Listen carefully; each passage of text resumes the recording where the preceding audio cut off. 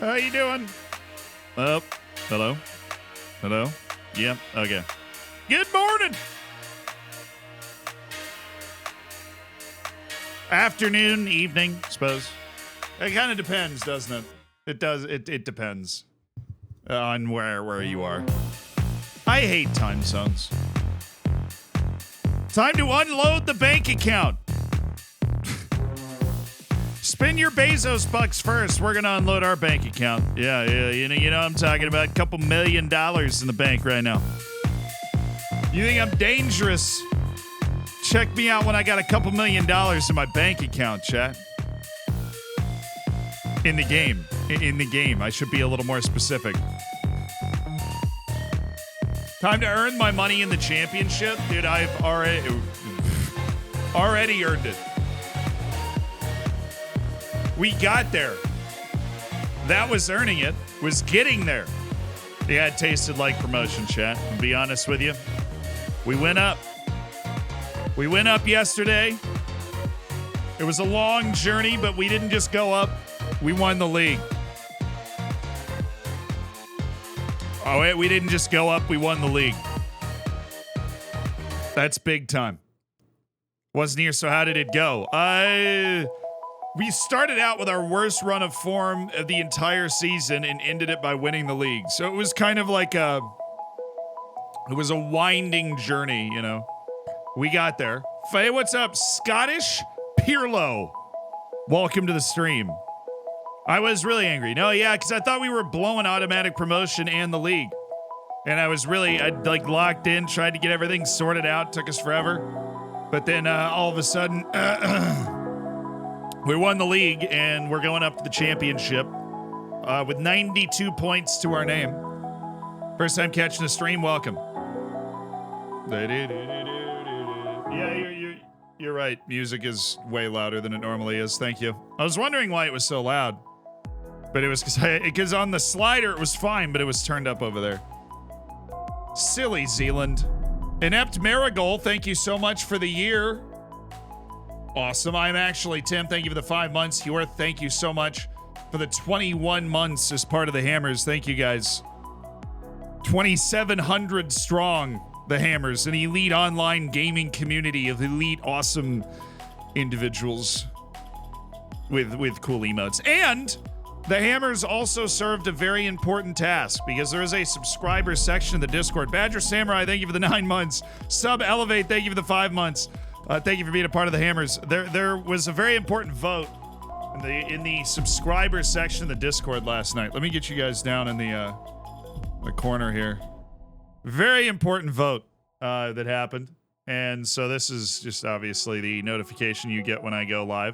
If you scroll down, there's this whole Hammer section, right, of the Discord. And in there is the Hammer Herald. Now, in the Hammer Herald, which is essentially just like, you know, the bulletin board for me to message the Hammers specifically, like this is an SYS thing. I come to you humbly with the task of great importance. The moderation team has selected 10 hairstyles that are physically possible for me to do as our final goal of our fundraiser for South Bronx United. Thank you again for helping us raise $8,000 to provide their summer courses, and thank you to you here as well. You will select the 5 hairstyles that will be voted for on stream, where the final winner will be decided. You can vote by clicking the thumbs up underneath the image. You can vote for multiple images, and so on and so forth. And one could involve a wig. I'll let you figure out which one. Without further ado, I then trotted out the hairstyles. Number 1, Lionel. All right. We'll represent these again when we put the poll together. We're not going to put it together right now. Number 2, Will Still. Some jet red. Number 3, and this is a pretty big hit, Trevino. It's a good look for me. Number 4, Noodle Hair Ronaldo. Trevino would obviously require the wig. It would require basically a 2-hour makeup session to get me ready. We'd have to like bring this back, hairnet, bring it down. The thing is, I have the forehead for it. We'd really be able to show it off. This was a huge hit. The Paul Pogba. That'd be quite the look. Then we had James Madison, kind of like a classic English boy chop. Then we had Neymar. The image is actually unsettlingly tiny, but it's the front waterfall with the blonde hair. We had the bald brothers, Pep and Zidane. And then we had Ronaldo with the just side of the head, you know.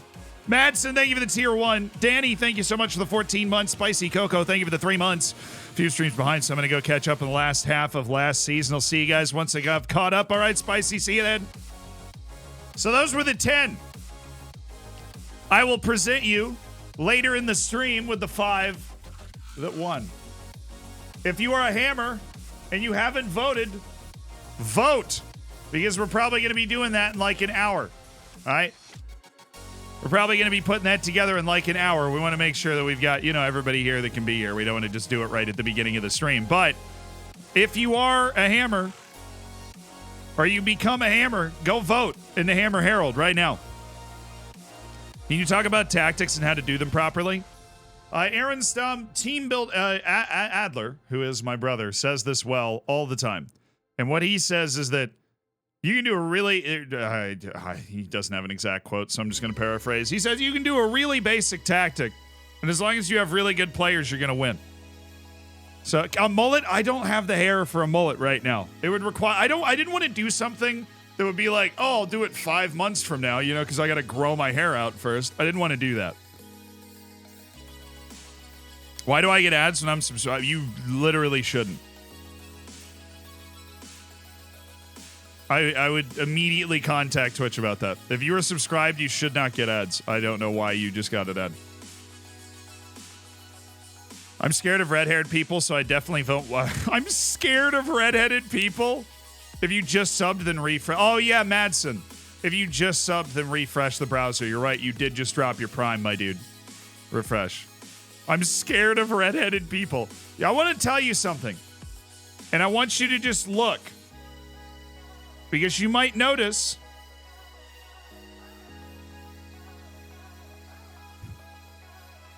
my hair has a bit of a tint to it. On occasion, if I'm really in the sun,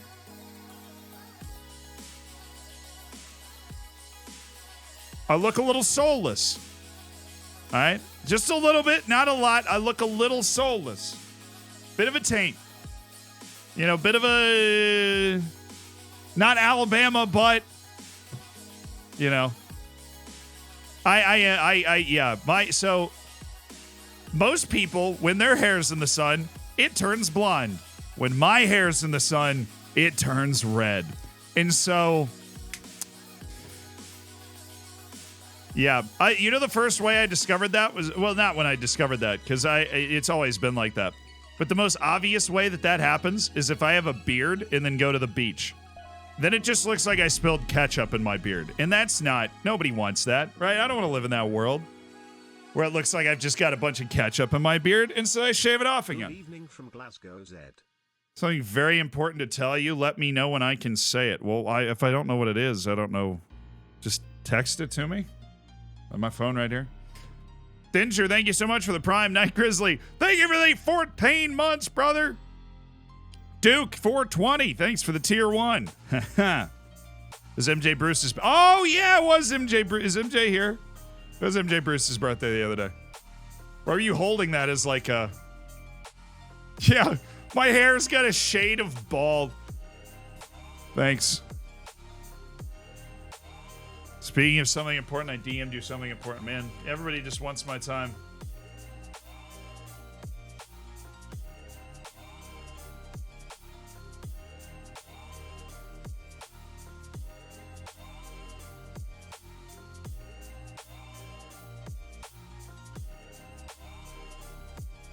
Kyle just wants me to do this. See, the issue is that it's linked here. I'll text this to you. This isn't relevant.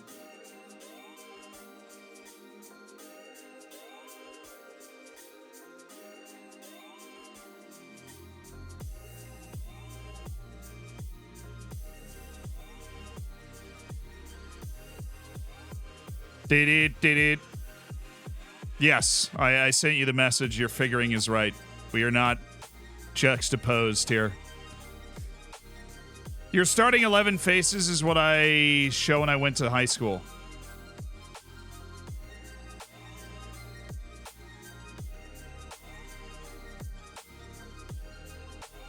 Huh? How do I score a goal from a corner? Focus it near post and put your tallest 2 players there. You'll score like 4 or 5 a year.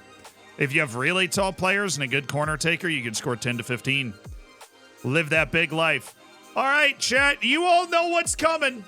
Not just the final vote on my hairstyle, but we also are headed to the Premier League. 92 styles.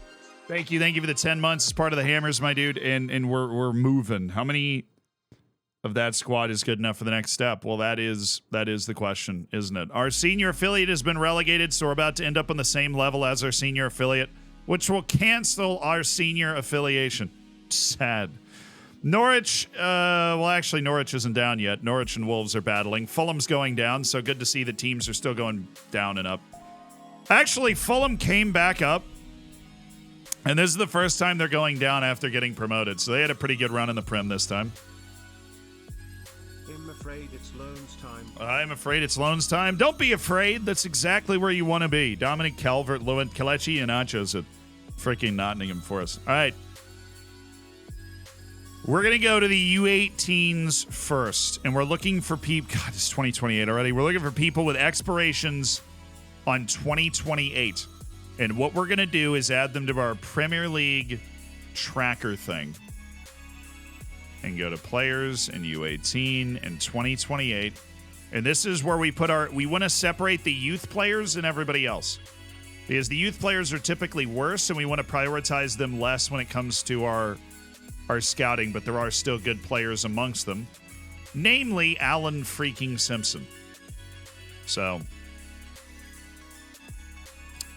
like, Liverpool's got a guy named Jim with a G. What's up? Could just do like a J. But, you know, my name is Zealand, so I really can't comment on people having weird names. This is my place. No Newcastle. So this is step 1 in a process that we will apply today that will hopefully build us a team that can compete and win the championship. Compete in and win the championship. And, I mean, who do you think is ready for the step up? I think Mather and Okoronkwo feel good. I think Ferdinand Oko, if I can put Ferdinand Oko in the type of tactic, like maybe a 4-3-3-ish type thing, the type of tactic that isolates him in a position where he can just apply his ability, then I'm like, okay. Roach, Sag. Am I getting a Tycoon takeover? No, but I do think we are being sold. Prime Joe Elwood, thanks for the Prime. You're really living up to your name there. I do appreciate that. That's awesome. Praying for a great striker. I am too. K-Roll was great towards the end of the season. He won the Golden Boot, dude. He won the Golden Boot.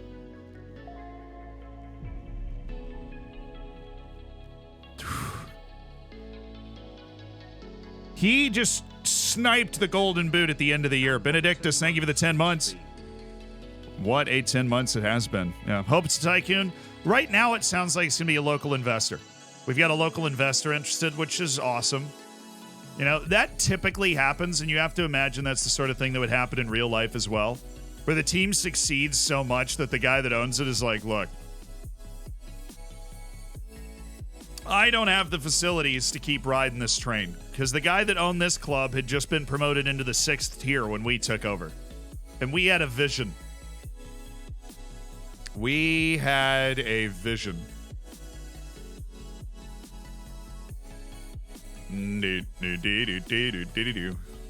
Burnley, right here. Yeah, so I said, let the filtering process begin. Yes, we are going to filter down every potentially released youth and senior player from the Premier League, because they are likely, not 100%, but likely the only players we don't have to dance around with work permits, and more importantly, pay for work permit applications. And we are still a broke boy club, so that's nice. Give me that. Give me that! Wow, Leeds letting go of 10 guys in the youth team. Bold. Wolverhampton. Portuguese junior national team.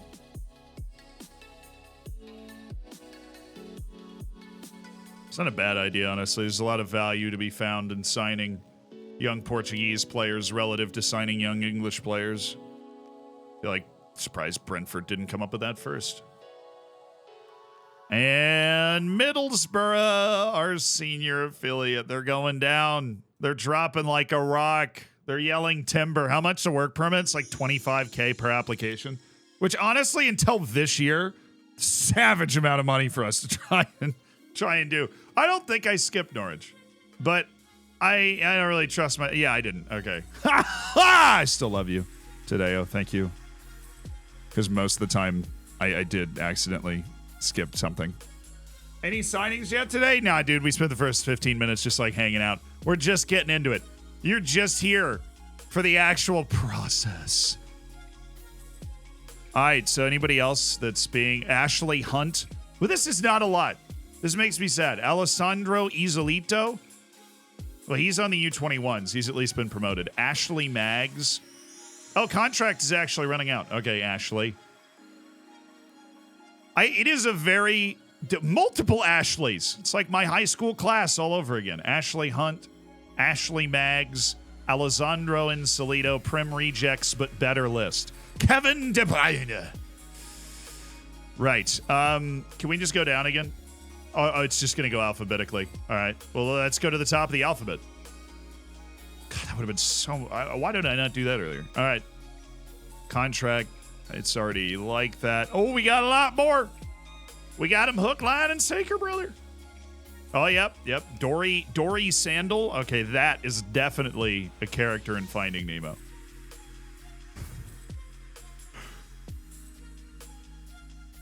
Oh my, is that Dory Sandal? Unbelievable. It's been years.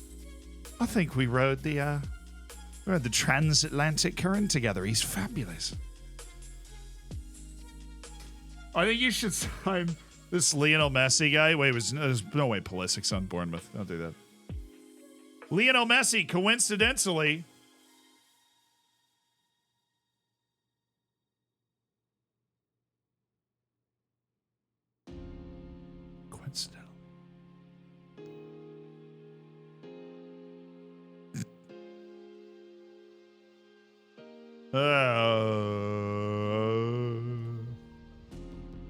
Sorry, and Dial, if you're wondering what was just happening, I was trying to read your message, dude.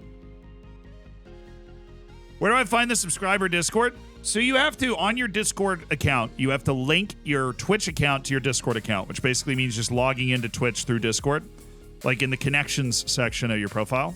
And then once you do that, Discord will be able to recognize that you're subscribed to the channel on Twitch and then put you in. It can take, usually it's pretty fast.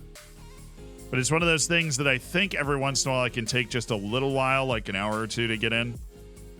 Which would obviously be super unfortunate in these circumstances, but I wish I had more control over Discord. Upston Gibbons, lads. Upston. Who's he playing for?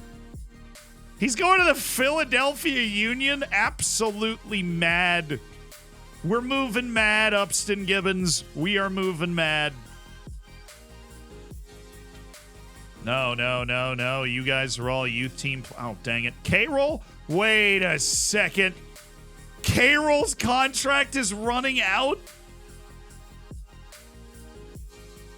Now, Lucas Dean's retiring. I suppose we shouldn't.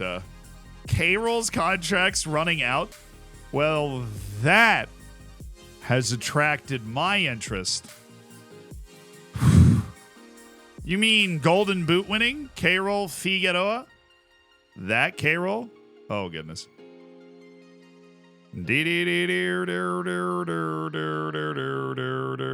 Oh, Brendan Aronson. Dang it. He's moving to Burnley. Oh, he was loaned into Burnley. Now he's just moving to Burnley. Fair enough. All righty. Fabulous. Josh Cullen, Tyler Fredrickson. They've already set up some moves. Okay, give me Prem rejects, but better. Thank you, Burnley. It's a nice lit. No, Jorginho's retiring. Dang it. So is Memphis Depay. Oh. Look. He's worth twice my wage budget, but also, like, maybe he wants to take a discount. So, Memphis Depay. This would be fun. I would enjoy this. Anybody else signed anything? Leo Castledine? Sorry. Forgot to look at you, Leo. And you know what? Oh, come on. Oh, come off it. You absolute melon. N'Golo Kante and Jorginho are retiring, which sucks. But Memphis Depay and Luke Shaw are now on a short list that we have, so.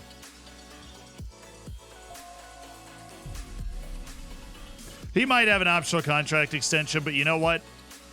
We push through.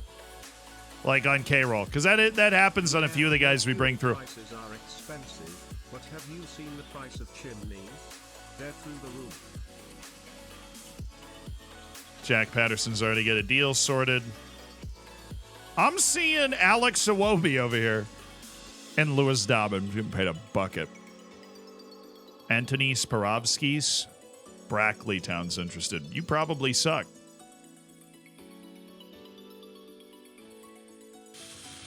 Alex Iwobi, I mean, he's getting paid $6 million.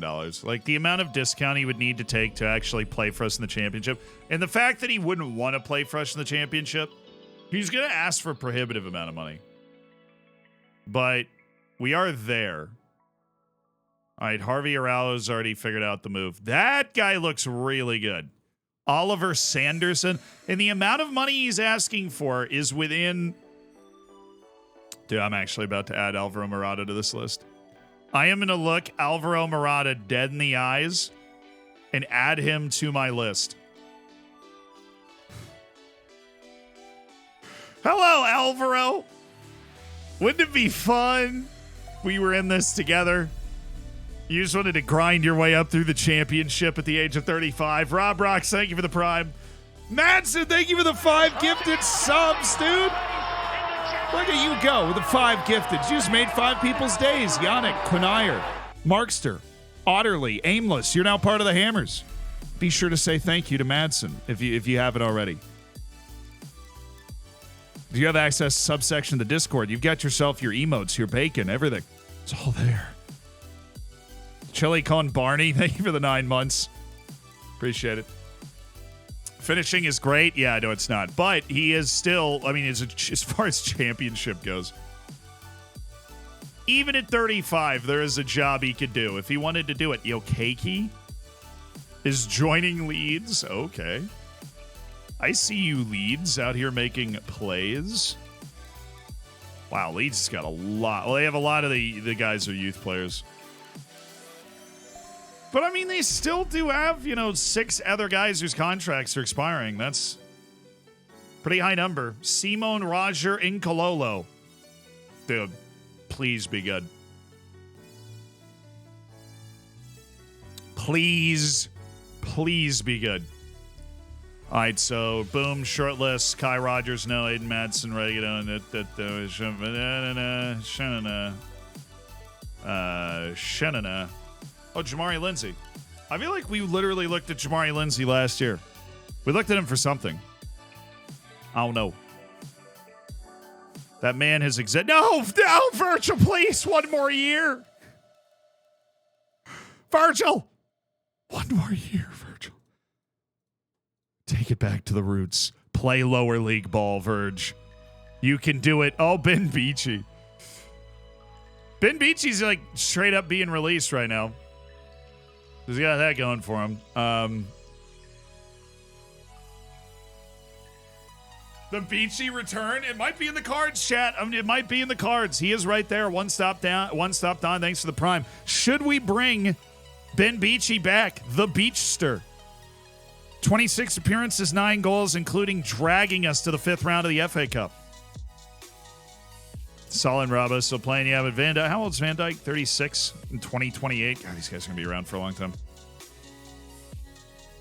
City, I already did City, right? That was who I started on and then went the other direction. Yeah. United, Casemiro. Yes! We're bigger than all those clubs. Corinthians, Bragantine. No, we're bigger. We're huge. We're the biggest club out there. Oh, Louis Jackson. I actually didn't hate Louis Jackson when he was here. That it? Nope. Mr. Saul Spittle. That's awesome name. Saul Spittle. Casemiro. We're bigger. We're big. He's got it. We haven't scouted him in a long time. He's got to be better than that now. That was how good he. That was exactly how good he was when we loaned him in. Middlesbrough. Oh, come on. My senior affiliate's got a grayed out goalkeeper because they don't have enough goalkeepers. What kind of poverty club is going? What in the poverty club is going on right now? AJ Bridge. Oh, they have Miles Robinson? Yo. Oh, yeah, he had 33 caps. Never mind. Guess he didn't turn into the starting center back, but he's already going to Dijon in France. Big mustard guy, apparently.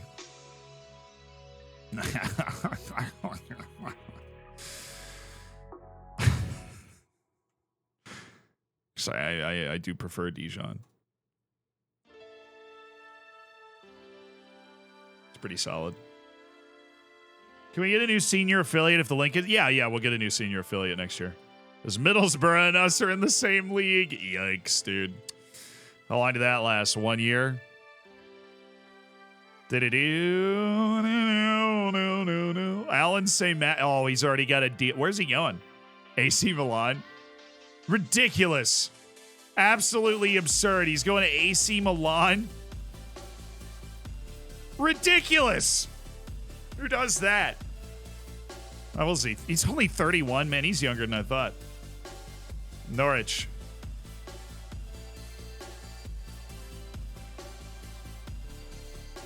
Nope. Wait, what transfer? What list are you on, brother? You're on the loan list. I had a feeling you're on the loan list too. I had a freaking feeling you guys were on that. Ridiculous. Oh, Caleb Anson's here?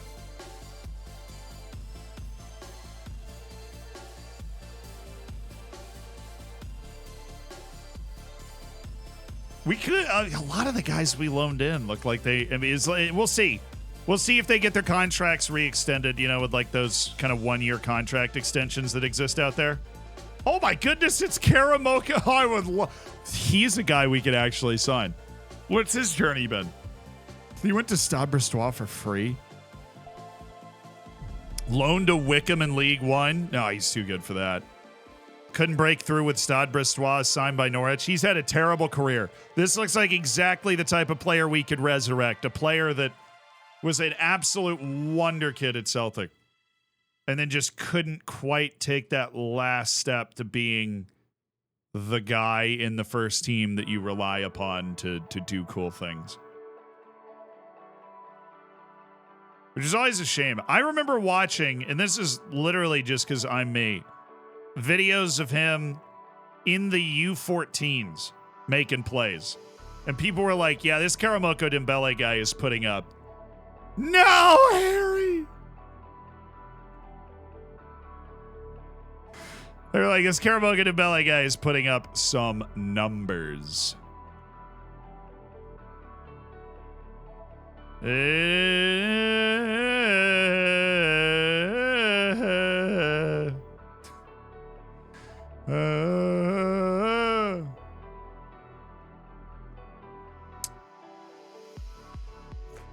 And then he just never came good on it, you know? Jams, thanks for the prime, dude. We can fix him, exactly. It's like a redemption arc. It's our redemption project, is to take him and allow him to reach that potential that everybody seemed to know was there. Tottenham Hotspur. Do.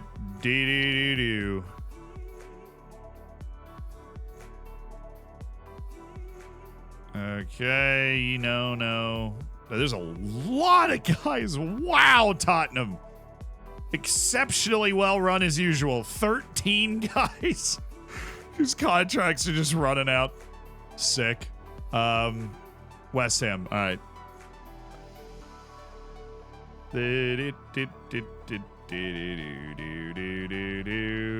Nope, nobody's committed to go anywhere. Well, that's 10 more players that we're looking at. From Dennis Smarsh to Floyd to Fjord Glen. What are you named after? A rocky outcrop on a coastline. It's deep, you wouldn't understand. Dude was really into Vikings as a little kid. I went swimming in a fjord one time.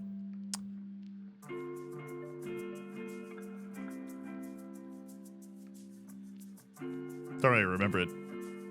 Touched the water and passed out because it was so cold.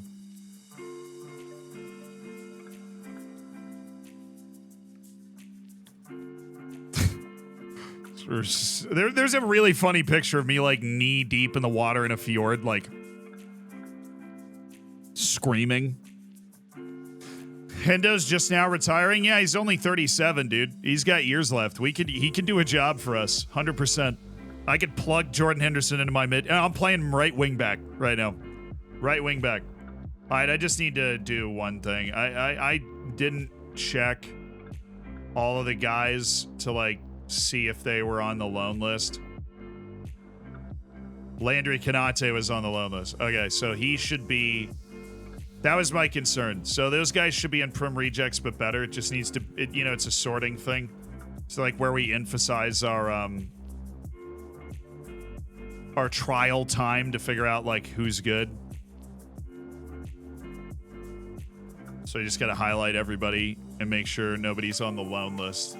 So somebody's on the loan list and then we get rid of it and they're clear. Like Glover and Patterson there. Well, Patterson, I don't care. Glover should be on the Prim Rejects, but better thing. Okay. Alvaro Morata, loan list.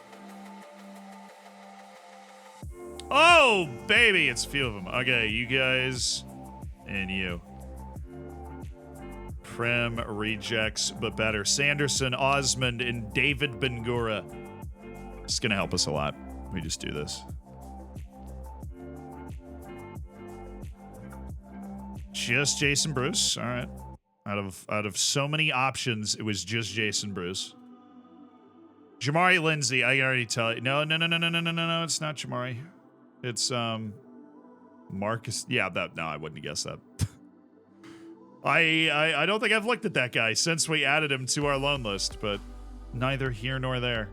And then I think around here is when I started to pick up on. No, it wasn't quite yet. Wasn't quite yet. And Casemiro's on our loan list. Wilds and Friedrichsen. Oh, whatever.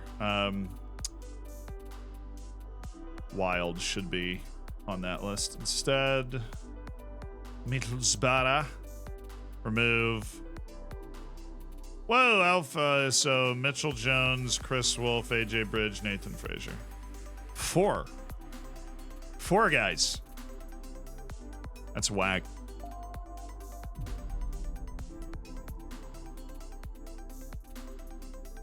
Ramon DePass. Thank you for all that you do for the game and community. You're welcome. For what, I'm not quite sure, but I do appreciate the kind words. It's the Regen face pack. It's probably the Regen face pack. That is really cool.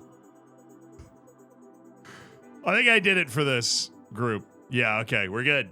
So now, we have set up our group. Pyroto, thank you for the 3 months. Jiggy-tastic, thank you for the year with a prime. We've set up our group chat. Oddly satisfying, is it? Awesome. It's very therapeutic for me. We have ratings on particular players, Ben Beachy and such. We are going to turn on transfer doubtful. Just filtering out players that we're not interested in. And then contract. Dude, shout out to Brad Young, Mateo Joseph, Jay Stansfield, and George Earthy for making it an entire year without getting a contract offer from anyone. They're 4 holdovers from our group last year. Staff, we have another month until we have to do the staff. Shout out to those 4 guys. They spent a whole year after being released by Premier League clubs not playing for anyone. Mateo Joseph's actually not decent in this game. He's not super great. He's a break glass in case of emergency type of guy. So the way we're going to do this now is we sort by salary because we've got no better way to do it. And we're going to take the first 30 players and offer them a trial. There's 30, except we can't do Jesper Weaver, AJ Bridge, or Andre Brown. So we're going to need to do Alfie Myers-Smith, Brandon Charles, and Silko Thomas. And we're going to offer him a trial. Hey, what's up? Cade Gordon. Oh, my goodness. That's basically... Richard Elise I actually know, too. Cade Gordon's getting paid $1.2 million. I don't think we'd be able to swing that, but he's at least marginally interested. Okay, rejected. Well, you know. Whatever, dude. This is the club rejecting it. This isn't actually the player. We'll get to the player in a second. The players will reject us. No, they won't. Only Lomas rejected us. There's actually got a good collection of guys coming. Cade Gordon's one of them. Dude, what? We had all of those club and player rejections, and Cade Gordon wasn't one of them. He actually wants to be a Tottentown Peacock, dude. Middle Jeller, thanks for the prime. Leo, thank you so much for the 3 months as part of the Hammers. Oh, I'm in. Richard Williams. Oakley Glass. Marcus R.A. Okay. I see you, Marky Mark. Quadri Omatoyo? Oh, my God. David Oliver? I don't know. It's no Quadri Omatoyo. Jules Kayembe Ngoy. Dude. Sauce me up. Sauce me up. You're going to ask me about Marcus R.A.? Cade Gordon is here. Did you see Cade Gordon on the training pitch? He walked in and we all gasped. He walked on the field and some woman fainted in the stands. Just kidding. Our practice field doesn't have any stands. All right, so how many people was that on trial? 1, 2, 3, 4, 5, 6, 7, 8, 9, 10. So that's 10. I mean, we probably have like...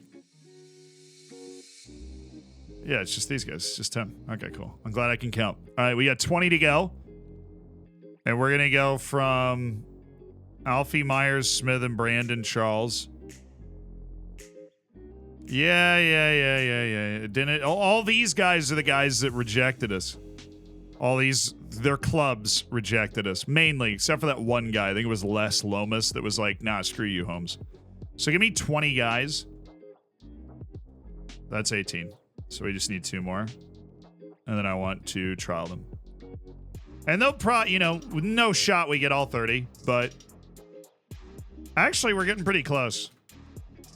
We're really getting to a level where like more the clubs accept them more. We had a few reject, but that's not bad. Okay, I'm just missing the button. I am clicking a blank space on the screen. This is actually the way that I celebrate winning the league. I sit down and go through this whole list. Okay, Dean. Jose Antonio Panigu. He's like really not bad. Why do I already know how good he is? This guy literally, he's not played out. He's not played outside of Burnley before. Ryan Fillets. Isn't there a place called the Fillets Gap? I feel like that has a place in military history that I just don't remember exactly what it is. Aaron McGonagall. It's McGonagall. It's Professor McGonagall's grandson. Crazy. Midiu Idowu. You look good. Oh. A determined lad. A strong lad. Cool fridge guy. Thank you for the prime. World War II France was a Fillets Gap.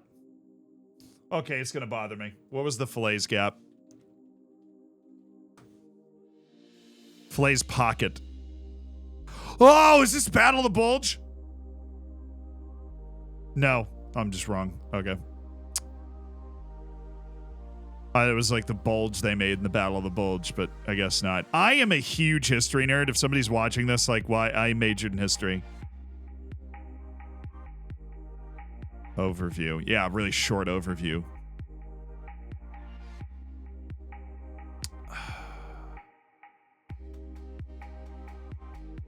It was a decisive engagement in the Battle of Normandy, which is D-Day. Allied forces formed a pocket around Falaise. Calvados and Germany Army Group B, the 7th Army and the 5th Panzers were encircled by Western allies. The battle resulted in the destruction of most of Army Group B west of the Seine, which opened the way to Paris and Franco-German border. Okay. Dude, the 5th Panzer Division got screwed in that battle.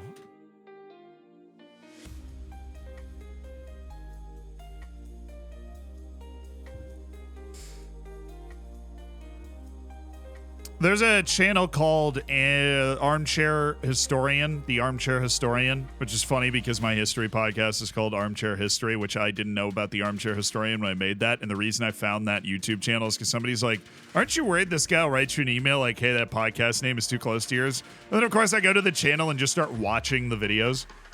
But he's doing a video series of D-Day from like everybody's perspective. Like he has D-Day from the German perspective, D-Day from the American perspective, D-Day from the British perspective, and the next one out is going to be D-Day from the Canadian perspective. Oh, darn it. This guy's retiring. We didn't want that at all. This sucks. This is awful. Anyways, George Williams saving us some serious money on a contract next year by deciding to retire. Great news, everybody. Little, thank you so much for the 2 months. That's always like, if you know somebody knows nothing about history, not necessarily nothing, but you're like, how can I give you an interesting fact? The fact that the Canadians took a beach on D-Day is always something that's funny. Because people are always like, what? Canada has an army? And you're like, there's a world outside of America, you know?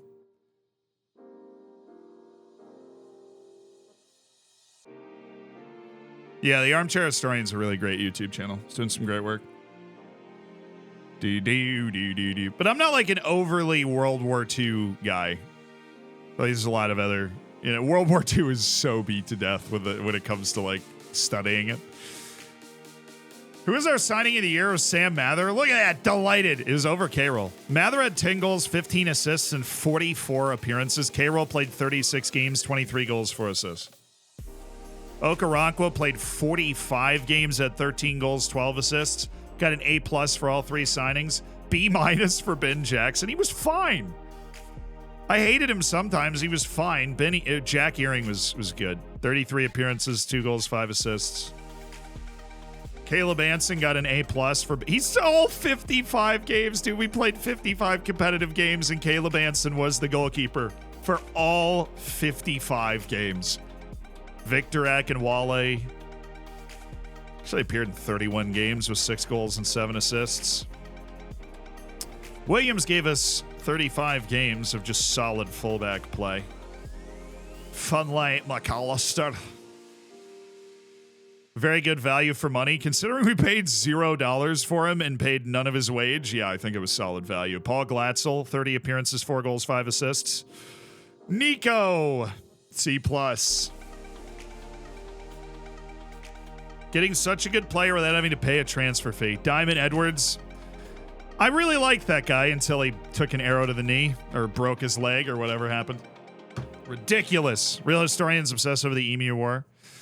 No, I think there's so many different cool things in history that locking in just on like people lock in so hard on World War II. You think World War I.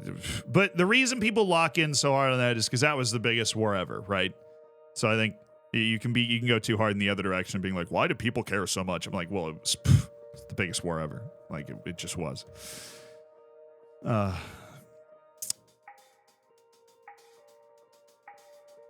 football war, though, Z's special.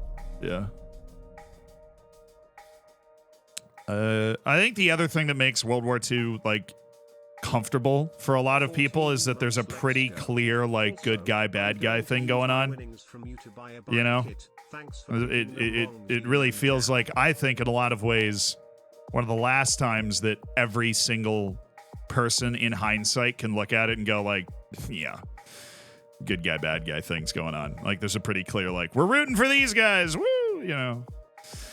Where most of history is very much different shades of gray in different directions, and you're like, okay, this was happening, but then these people thought this was happening, and then these people thought this was happening. Why don't you write 25 pages on it? And I'm over here like, I'm blind, I can't read.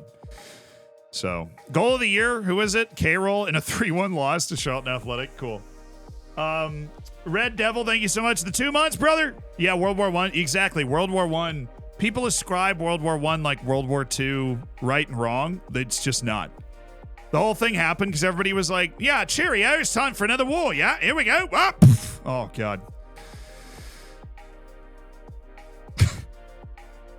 So, like, this is totally going to be like a war, you know, in the 1870s where we fight, like, a couple battles and then we go, good show, lads, you know. Fabulous. And then everybody was like, wait, this sucks. Nobody's giving up. Why aren't you giving up? Why are we not moving? What are these holes?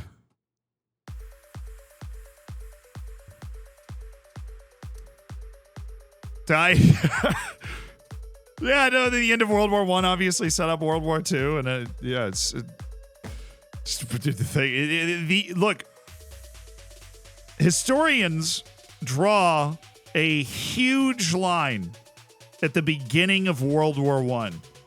Is like the world that we recognize, the world that feels modern, the world that operates in a way that we would recognize. Like if you took us and put us there from modern day and back then, it started at the end of World War I. Before World War I, we're talking kings and queens and czars and like flowery hats on horses, right? And like it is completely different world.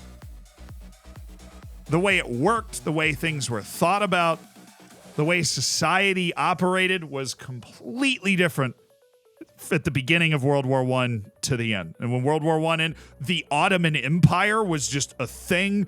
The Austro-Hungarian Empire was a thing, right? And then the modern world came out of World War I, not World War II. You got me rolling. This is your fault, chat. Now I'm talking about history, and I'm never going to stop. I want to watch this goal, though. Let's watch the goal of the season. The build-up with World War I was insane. The build-up for World War I is hilarious because you look at it and you're like, wow, that's our goal of the season? I refuse to believe that. There's nothing wrong with that goal, but it's just not our goal of the season. I guarantee you guys could go through the clips on the channel right now or the moments right now and find a better goal than that. I'm offended. Mather. Oh, dude. Sammy Mather was our top. Wow. He's kind of a star. He's a starlet. He's a starlet. Roach. Yeah, Roach's ship of the last one. Yeah. Why don't you stream a history game at some point? I have. I've played various history games before. Tried to play Football Manager, but the screen cuts off, so I can't see the sides of the top of the screen. It's going to change your resolution and zoom percentage. It's just being a little weird on your computer, Evans, but that's all in the interface preferences. Yeah, but Sammy Mather's kind of a bit of a star. He was the top-selling jersey. Akinwale was second. So these Premier League drop-downs are really, they're dominating the jersey sales. Nico O'Reilly, who's from Man City's academy. Charlie Whitaker was number 5. That Mather 94, dude, that's famous. That Mather 94 is a famous kit. Still only 2 stars? No, it'll change at the end of the year. Problem is this happens before the end of the year, so it goes, well, your reputation hasn't changed much. When we won a league and got promoted, it'll go up. Rotated the team a fair amount. Our key players played a major role. They had Figueroa, Mather. No shot. Oh, they put Charlie Whitaker down here. Oh, I guess that's because Jacob Wright was sold in January, and then Earring took it up, so they didn't play enough. But Nico O'Reilly made the team of the year, and that just offends me. Kavanaugh, Doy, Jackson, Williams, Anson, obviously. We only played 1 goalkeeper the whole year. Record breakers, transfer fee received. Jimmy Roach, $450K. That is our record. I won League... I won the League 2 Manager of the Year, which came through later, and I won Manager of the Month for January. I only won 1 Manager of the Month award. That's crazy. Fans Player of the Season was Charlie Whitaker, and Young Player of the Season was Charlie Whitaker. Signing of the Season was Sam Mather. Goal of the Season and top goal scorer to K-Roll Figueroa. Sammy Mather's 15 assists led the team. Charlie Whitaker with 6 Player of the Match awards led the team. He also had the highest average rating and most passes completed per 90. Lee Kavanaugh at 57. It's always the center back. Okay. All right, this timeline, which is always very long. We're going up! 300 games in charge. Plate the signing in Noah Moene, Nico O'Reilly, Victor Akinwale, Sam Mather joined Taunton on a free transfer. Yeah, Max McFadden. He played a couple games. It ain't nothing but a thing.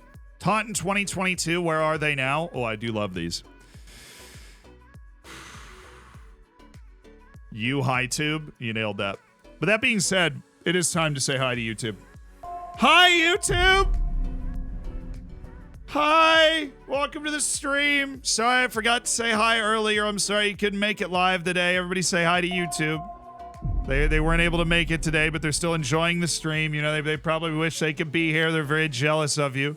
You know, they're probably very jealous of you, and they're just a little. Oh, yeah, it's tough. It's tough for them, but they wish they could be here with you guys today. I know they do. I know they do wish they could be here with you guys today. It would mean a lot. So thank you for saying hi and welcome YouTube, and I hope we sign some great players today. That's the key.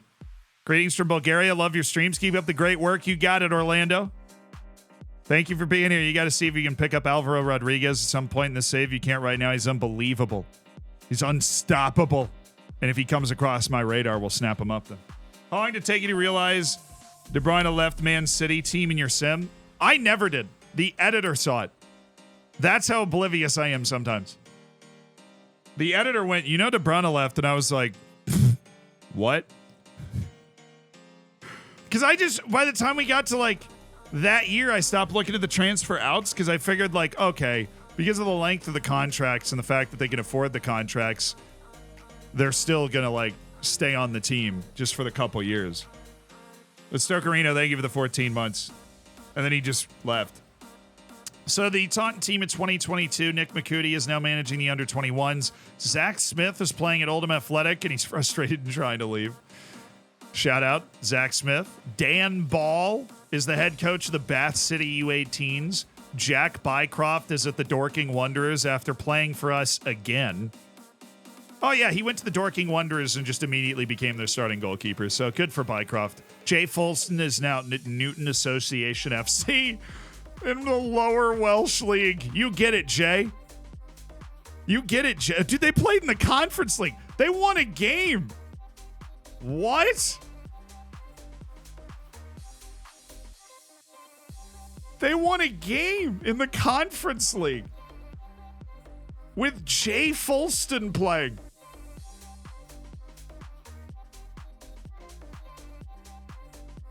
League path, first round, Conference League. Clearly, Wales. Gap Kona's key. No, that's not who we're looking for. That's not who he plays for, unless he played for them and just moved. No, he's been at Newtown the entire time. Is this the top league? It is actually the top league. I can't believe I forgot that. He plays for Newtown. They finished second in the league, so he's actually having some fun.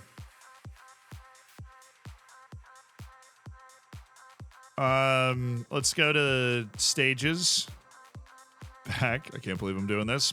Last season, so Newtown and Gap Kona's. Yeah, he should have gone in. What was the second round? I'm just so curious who they beat. I can just go to the club, Sealand. Just go to the club. Well, I don't even know who that is. Give me your guess. Give me your guess who Progress Niederkorn. They lost to Shamrock Rovers 5-0 on aggregate in the second qualifying round. They beat Progress Niederkorn. Where is Progress Niederkorn? Oh, some of you guys, I think, know. There's too many Luxembourgs. I would not have guessed. I would have said Estonia or something. It's a semi-pro team from the Luxembourg League, Progress Niederkorn, that was defeated by Newtown Association FC before they stepped up and got smacked by the Shamrock Rovers. Fun, though. That is fun for Jay Folston. I'm glad he's having a good time. Augustus McGiff is playing at Merthyr, where he went right after he left us, and he's just become something of a club legend at Merthyr, and they have just hung out in the Vanarama National League North all 4 years he's been there. So I'm glad he's having a good time, Augustus. And Jordan Hamilton, Grenadian national team player, plays for Rushall Olympic in the 7th tier. Cool. Joe Ling. I think all these guys. Joe Ling! Come on, man. Come on in, Joe. Jake Wannell retired at 30. James Matthews retired at 23. I didn't know Kamari Paris retired. Well, that makes me kind of sad. Joe Ling is still on a free. He's still keeping the dream alive. But Kamari Paris actually retired. He played with us for 4 years, got a couple promotions, and then said, you know what, I'm good. Lee Lucas retired at 33. That makes complete sense. He played 1 year at Dulwich Hamlet after leaving us. Ross Stern retired at 35 after playing 4 more years at Chesham United after we let old Rossi boy go. Josh Bailey retired at 25. He played 5 years at Truro City after playing 1 year for us as a center back and then called it a career. Lloyd James retired from our team, so he's been retired since way back when. Lloyd James. It's been a while. Max Thompson. Oh, no. Blackjack. So this is one of those guys. This is one of those guys that when he left because we hadn't improved the facilities, and then he just retired. We hadn't improved the facilities, and he was like, I'm leaving. And then just retired. Like, okay. Harry Warwick. Scorwick retired after he left us. He captained our promotion from the 6th tier. Harry Scorwick just retired after he... Oh, man. These guys did not fare well overall. Taunton 2022. Taunton class of 2022. Didn't fare well. Yeah, another guy that just retired young. Wow. Our hardcore fans went down. What's going on, guys?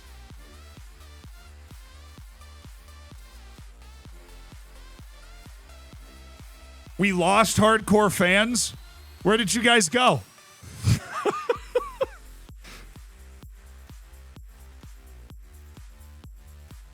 The hardcore fans left with Kargma. We just literally added more Fairweather fans. Why? Why would the hardcore fans go down? We are over 30,000 followers on social media. Disappointed we didn't make the most of set pieces. It's hard in this game, dude. Get rid of that. Attacking, counterattacking, and direct, sure. But get rid of the set pieces. Thank you. That's the first time I've been able to influence the club philosophy at all. Vibes are excellent. Oh, I have this meeting. I'm scared of this meeting. Actually, I'm not. Hardcore Peacocks, 100%. Percent. All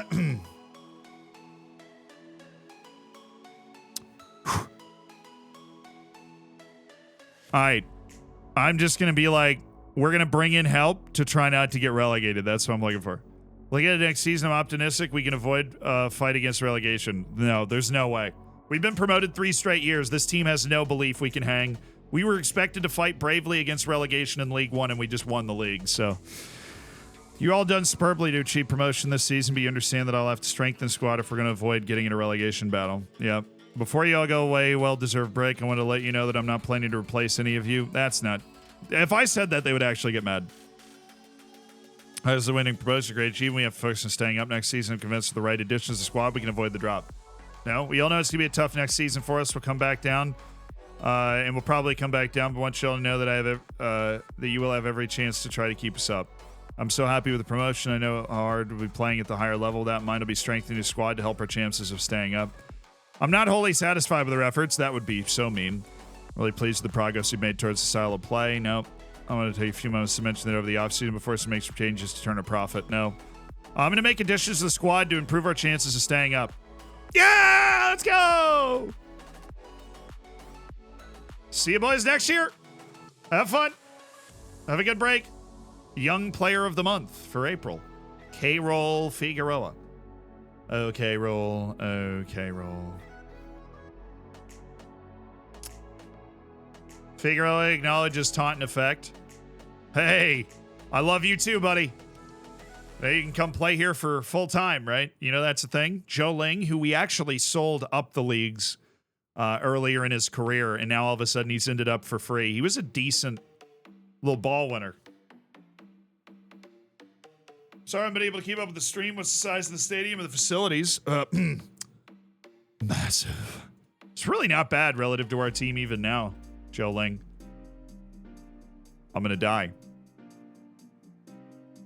Oh, we get a $10 million loan. So where's the other $5 million coming from, Bob? Where's the other Bob? Bob? Honestly, they're more than doubling the capacity of our stadium. I'm okay with 10,798. I'm not okay with the money. We're going to sell Wordsworth Drive. Savage. Additional funding for the project to secure the stadium sponsorship deal worth $1 million. Oh, let's go! I just didn't read. That's always what happens. $1.1 million and then $4.7 million grant from the authorities. And our sponsorship deal covers the rest. So we're just paying off a loan. No money comes out of our balance sheet. You know what, board? Hashtag better than Bully. All right.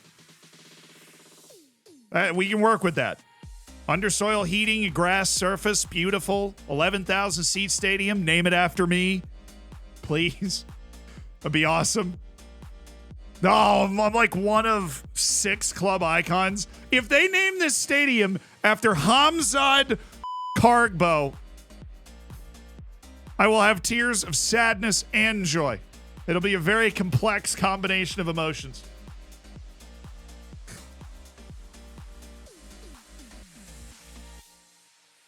The Kargbo Casa. No, I mean, the one that we had with Floridsdorfer, they just named it after like one of those. Carl Yzda, who would, this is true. When I went to Floridsdorf, right, and I hung out with Floridsdorfer for a week, I asked Jonas, the director, or not Jonas, sorry, oh God, I mixed up their names. They're awesome too. Jonas was the guy that met us at the airport. He was the media director. And he's great. He's moved on to the Austria national team now, which is like super cool. He'll be a lifelong friend. Lucas Fischer, who is the general manager of the club. I'm like, Lucas, do you know who Carl Yzda is? And he was like, dude, I have no idea who that is.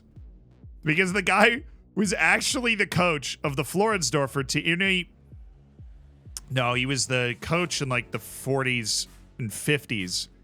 And he was a player when Floridsdorfer last won the top Austrian flight in 1917. Which, wasn't there a war going on? Right? Like, what do you mean? I know he has a Wikipedia page. That's the reason I know who he is, because I looked up Carl Yzda, because that's who they named the new Floridsdorfer Stadium after. They just didn't, Football is war. Was he, no, it was World War I, Steege, was happening, which there was not the same collection of good guy, bad guy going on. It was just, let's just kill each other because you know what? Vibes, our parents did it. So, yeah. It said few. Yeah, don't worry. We were playing all of last. I think we would have changed the stadium name if we were playing all of last year with that kind of historical tie-in, right? I think it would have been wise.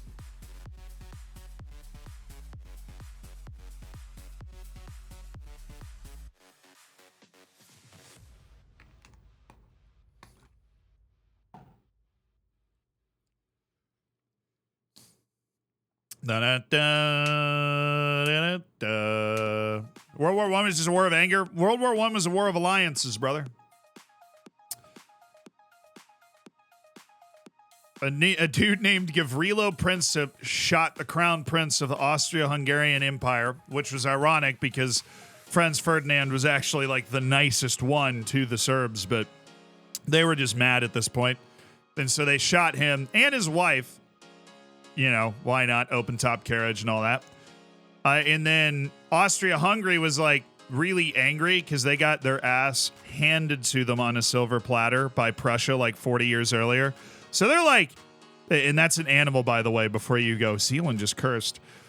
They were invaded by Prussia. Prussia just ran them over. Austria-Hungary's all mad, and they have their feelings hurt because they're like, oh, we don't look tough.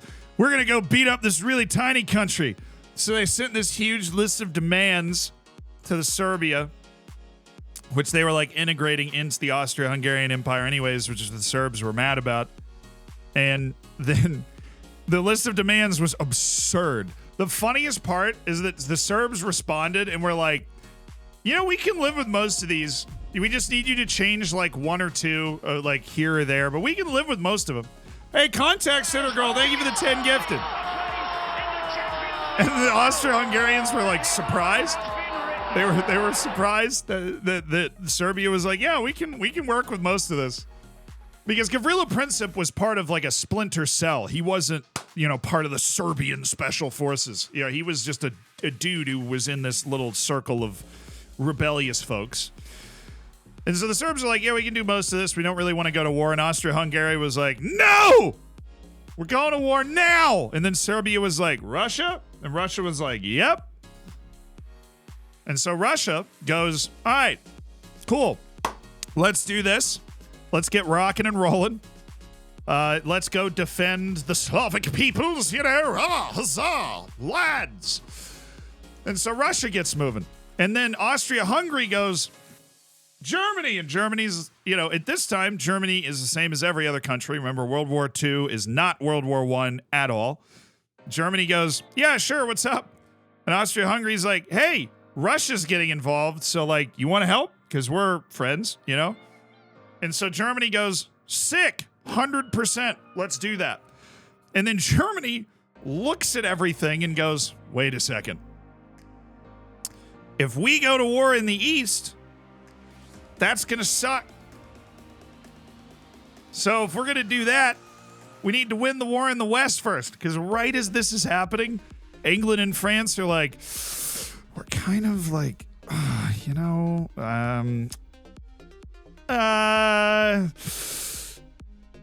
guarantee independence. And Italy goes, we're neutral.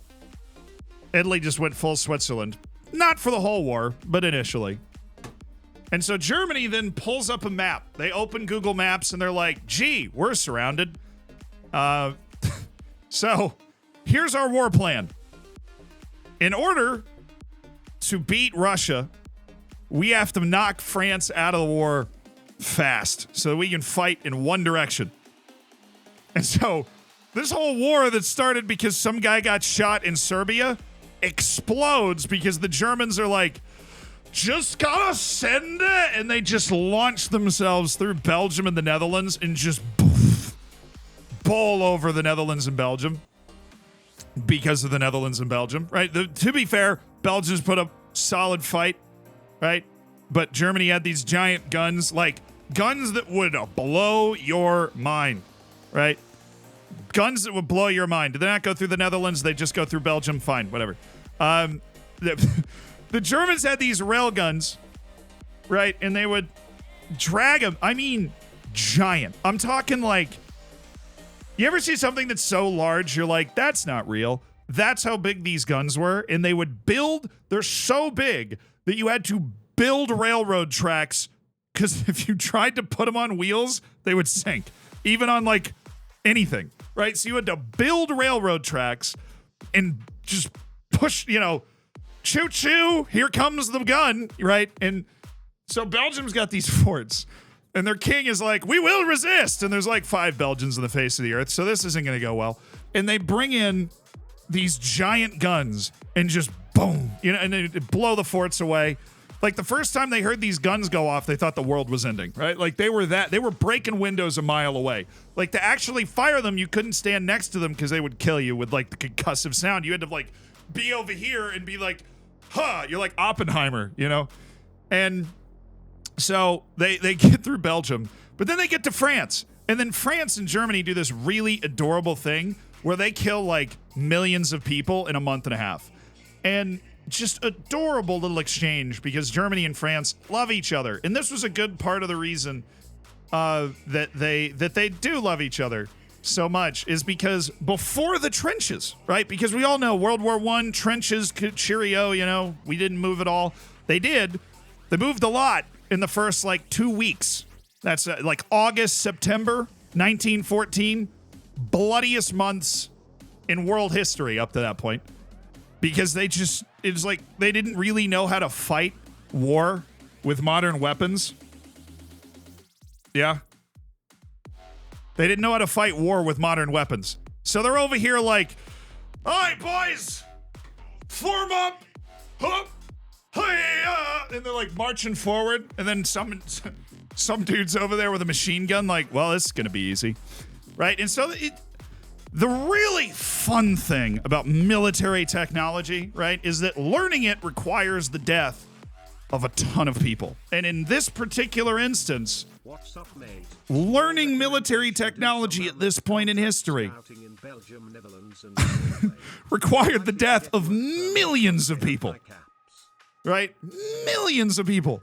And so World War I starts with this just like two massive countries with huge armies with, at this point, sparkling military traditions. So both of these countries are like, we're going to win.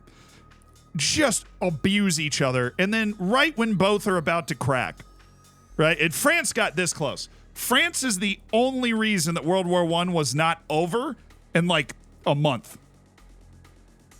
The only reason. Because France was willing to stand there and dude, France stood there and died so much to keep that war going that 30 years later their population hadn't recovered. And that's why they got rolled so hard in World War II. Because they were so sick of dying. They're like, there is no way we're doing this again. They sat there, they're like, we are not doing this again. We cannot possibly have this job twice. And then in World War II, that job fell to Russia, which, shout out, they haven't, they're not exactly friends anymore of the family, but, shout out, Russia's the only reason that World War II wasn't lost, and France was the Russia of World War I. They just stood there and died. Because Germany was just, they're always, their organization is unmatched, right? So they were rolling. And that's World War I. And then it got stuck. And once it got stuck, it didn't move for a long time. And it got stuck everywhere. Eventually, they were like, hey, yo, Italy, free pasta if you fight. And they're like, sick. We're going to attack the Austrians in the Alps 12 times. Battle of Isonzo. 12 times. Same freaking battle. By the 10th time, you're like, dude, there's no way I'm about to die for this. All right, I got great pizza back home. I'm not dying for this. And then the best part was when the Americans show up and they're not sick of the war. And America back then was basically like how we think about Australia now, like the way when you hear the Europeans write about the Americans, like, they're this backwater country, no culture, unorganized, their teeth suck, right? Like that the teeth isn't an Australia thing, but just like kind of they're wild men. They have no organization. They have absolutely no, they're just here for vibes, right? They are here for the vibes. And the U.S. showed up in 8 months. The United States made up for lost time. I don't know. So I told you, once you get me rolling on this.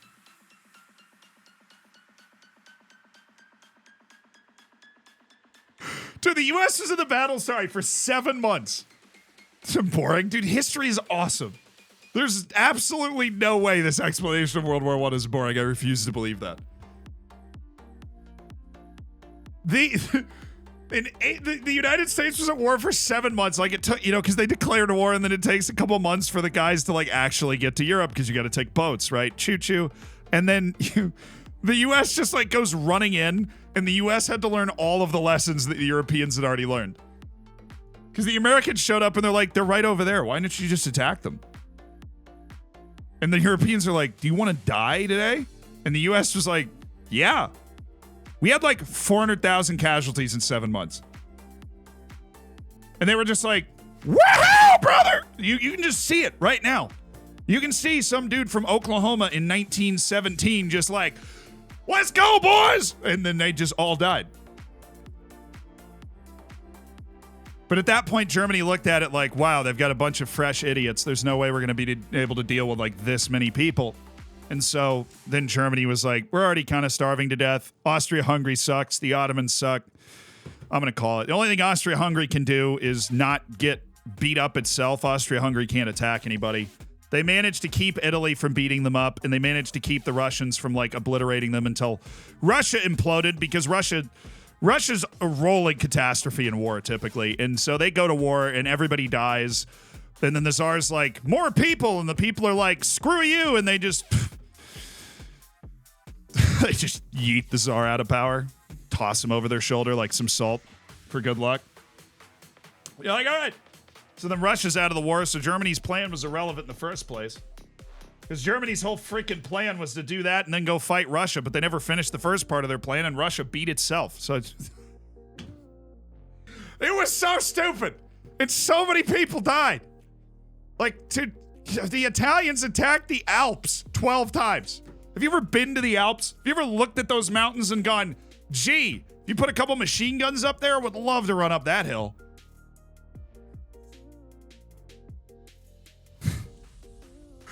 No, I mean, Austria-Hungary did actually, like, take Serbia. But that was not even the point, right?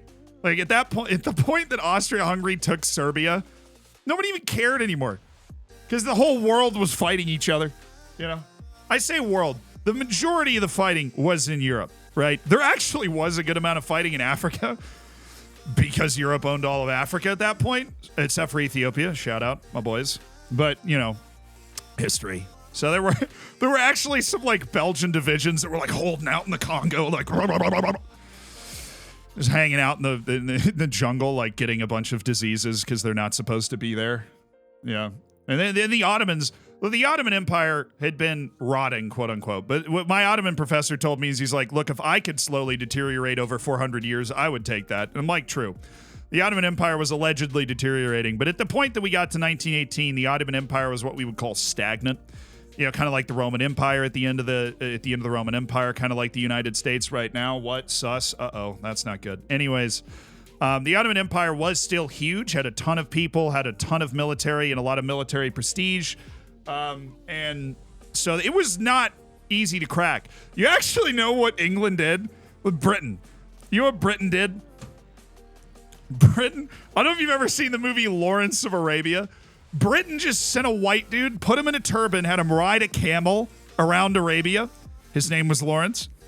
And he just went and talked to like different tribal groups and was like, hey, if you help us overthrow the Ottoman Empire, which has been ruling this area for 500 years, right? The Middle East and all of it, Egypt, 500 years has been under one flag. It was one country. It was one empire. It was the Ottoman Empire. But they went to all of these different tribes. Lawrence of Arabia, while I'm sure the movie is not entirely historically accurate, I watched it once a long time ago. That is a real story. And this dude goes to all of these tribes and he's like, hey, if you help us overthrow the Ottomans, because their army is over there, not here in the middle of the desert in Saudi Arabia, we'll just make you the king.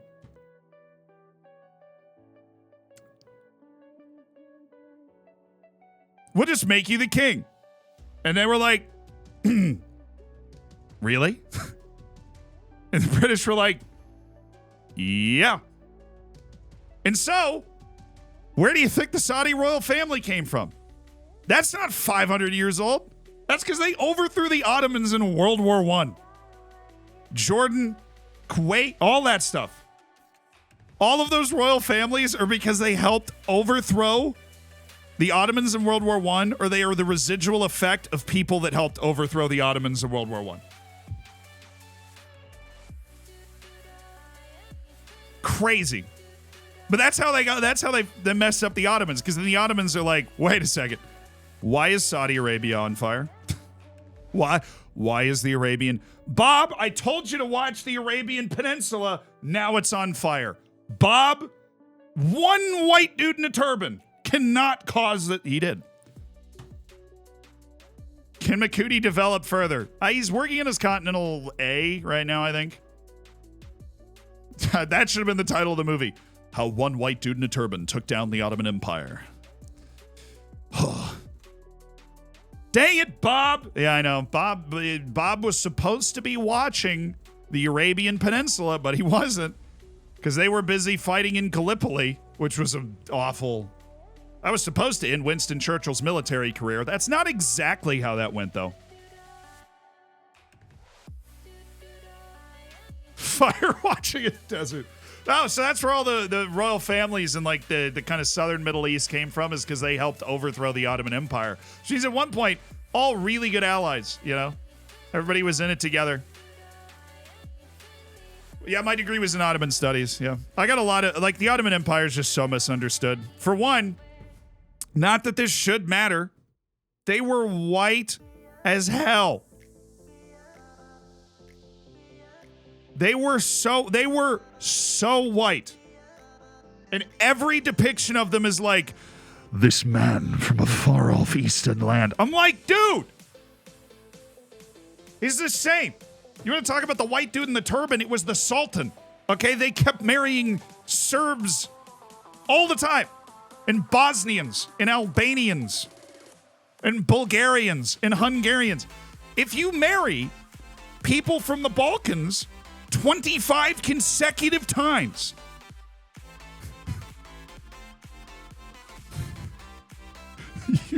you are a white dude.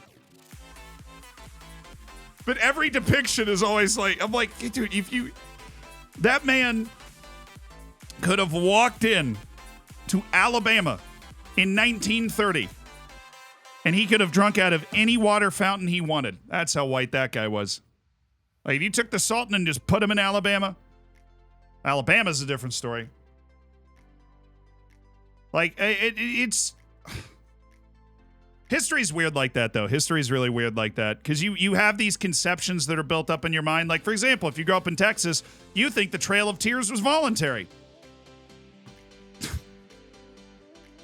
Which, for somebody with a history degree, bothers me a little bit. Yeah, Alabama's a whole separate story. You know, Alabama's made a lot of progress from back then, to be honest. Shout out Martin Luther King, Lyndon B. Johnson. But yeah, the Ottoman Empire was very different than what you would have thought. That's actually true. That's like Texas changed the history textbook. They changed a bunch of things, but completely going to politics now. The history textbook in Texas, I don't think so.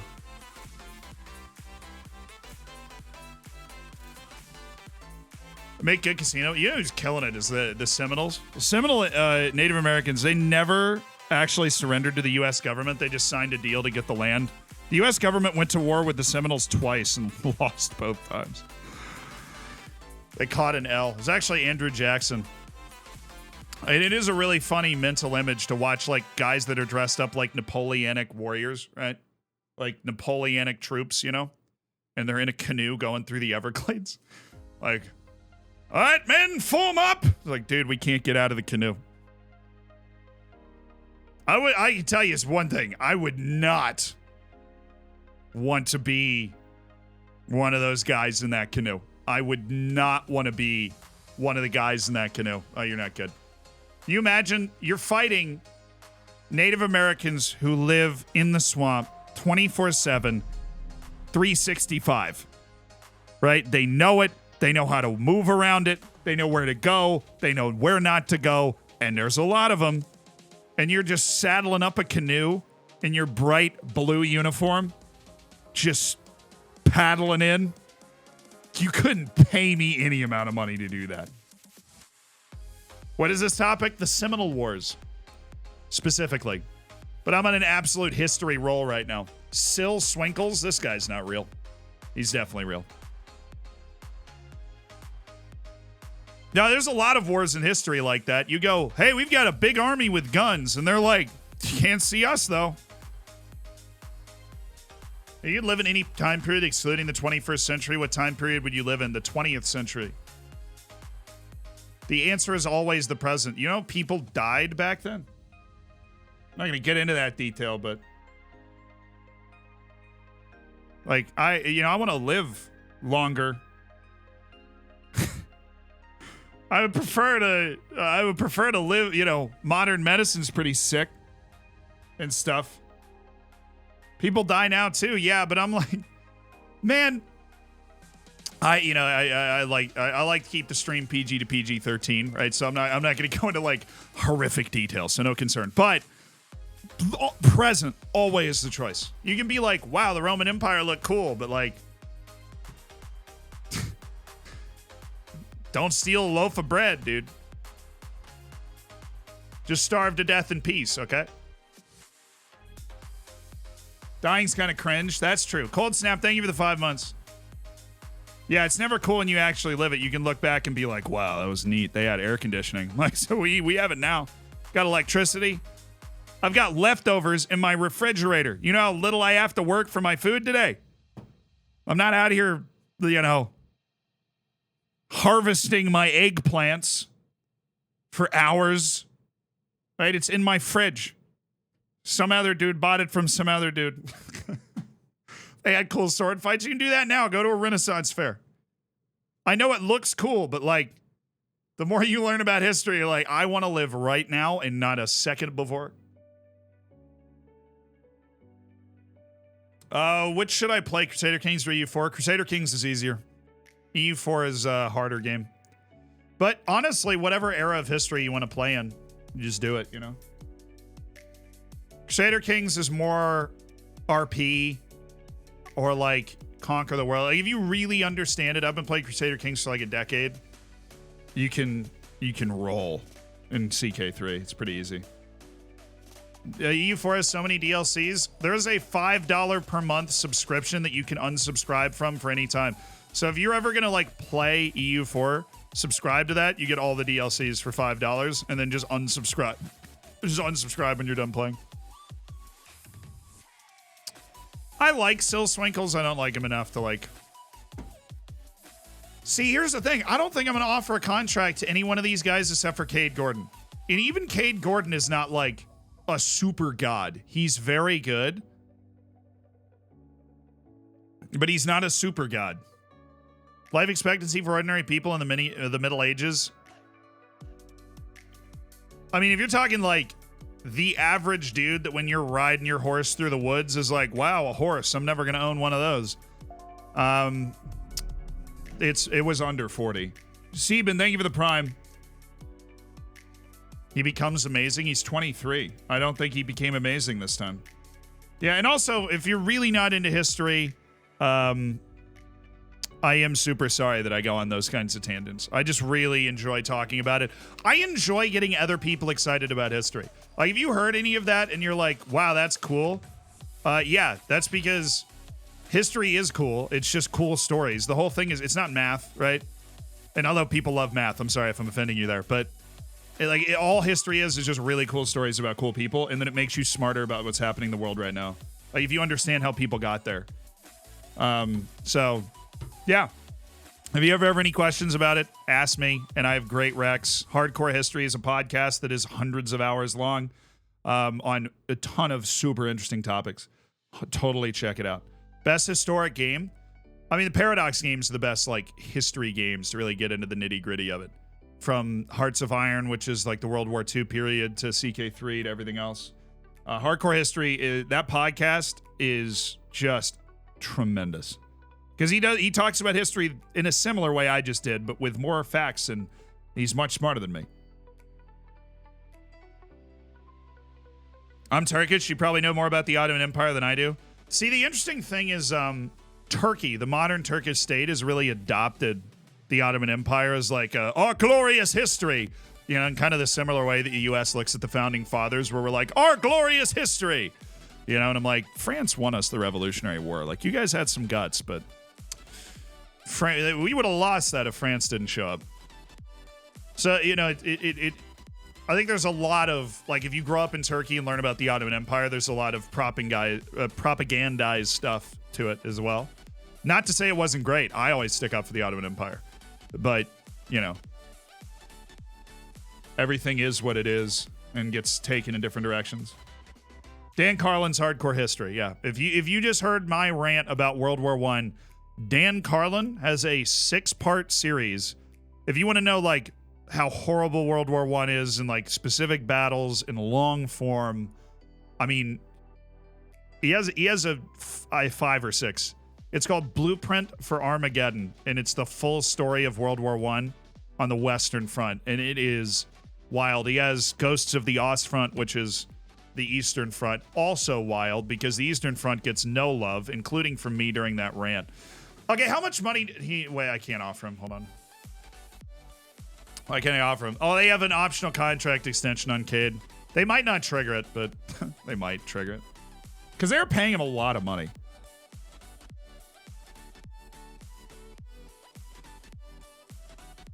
Yeah, and you never listen to those podcasts in one sitting. They're like, I think the Gaelic... What was it? It's the one about Caesar just killing all of Gaul. It's like 6 hours long. Do not listen to that in one sitting. Have a life. You're not me. You don't just sit here and play video games all day. Eagle, thank you for the gifted subs. Thank you. If you got a gifted sub, be sure to say thanks. Eagle out here dropping 10 gifteds. Woo. Yeah. No, dude, the way Dan Carlin lays out his ability to orient our modern mind to think about what these people were going through, because it feels really abstract. There's like a historical concept that once living memory of something is gone, you tend to talk about it more factually, like the emotion disappears. Like the emotion of World War I is gone. I can make a bunch of jokes about World War I, right? I can talk about World War I, however you want to, because the emotion of World War I is gone. And if the emotion of World War I is gone, Caesar killing millions of people in Gaul, the emotion of that is so far gone. You don't even have any way to relate to it. There's no pictures, right? There's no paintings. There's just a couple of people wrote about it. Whereas World War II, my grandpa fought in World War II. My grandpa's really old.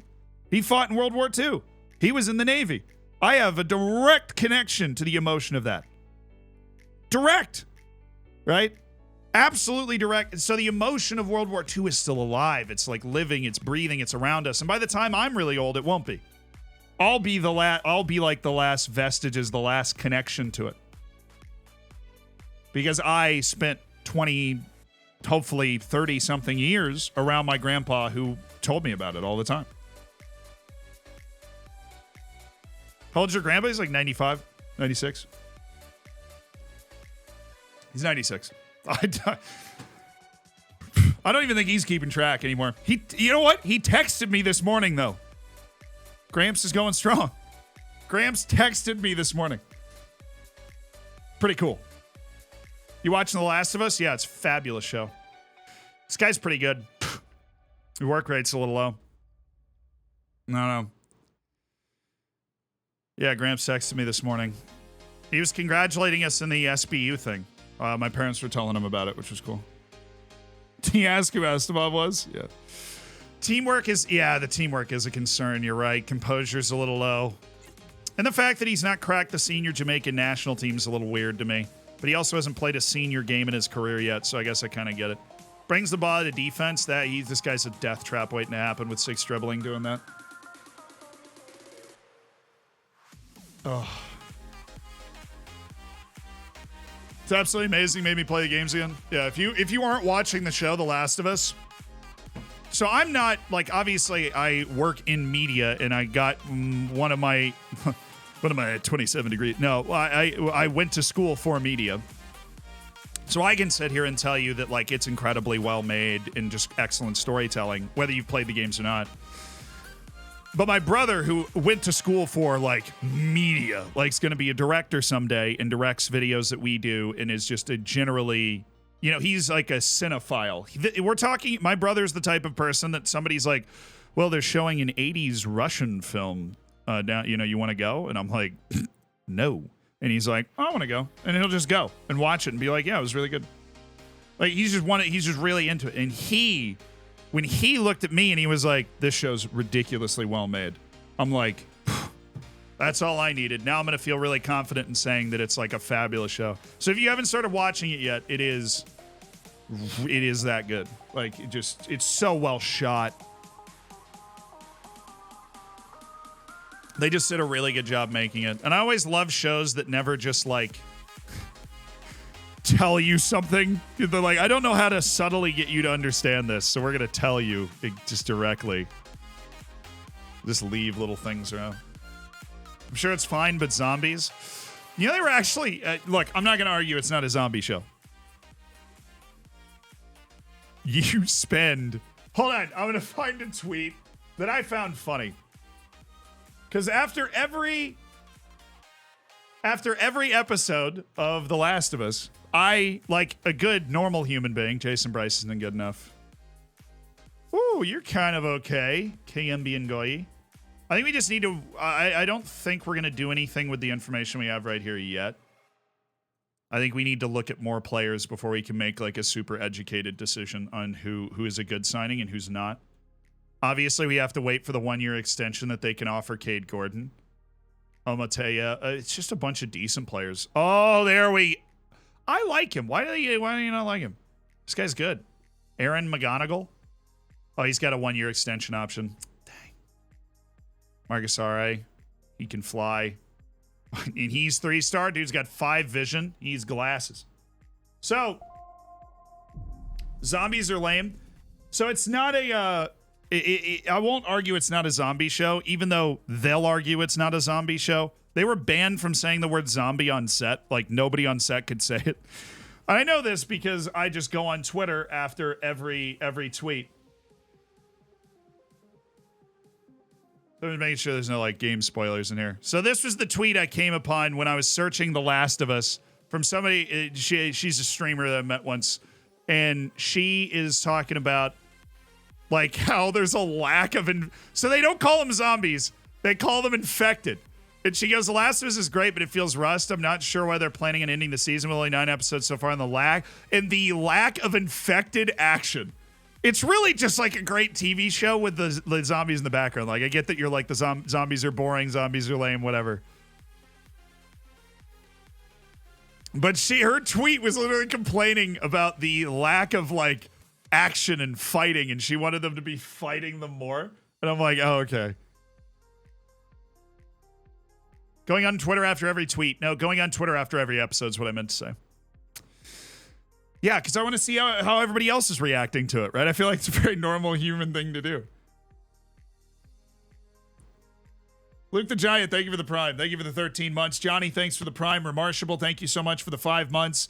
Wooden Potato, thank you for the 2 months. Alex West, thanks for the tier 1. Thank you guys for being a part of the Hammers. Enjoy the bacon, enjoy the emotes.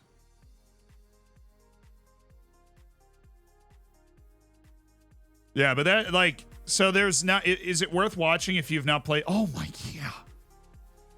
Honestly, having played the game makes it worse. Having played the game makes it worse because you already know what happens.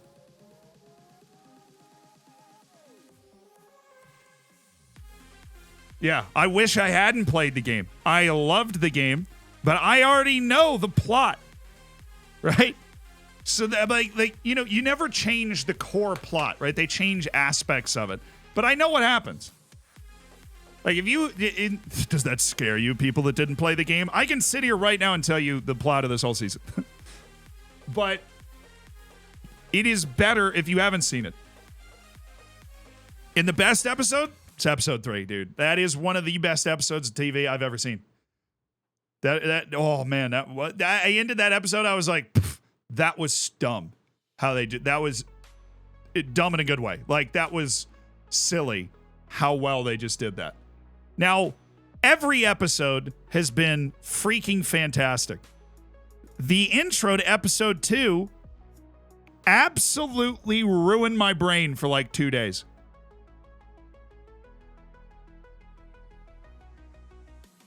The beginning of episode 2, I was like, I rewatched it like 6 times. I received significant emotional damage from that.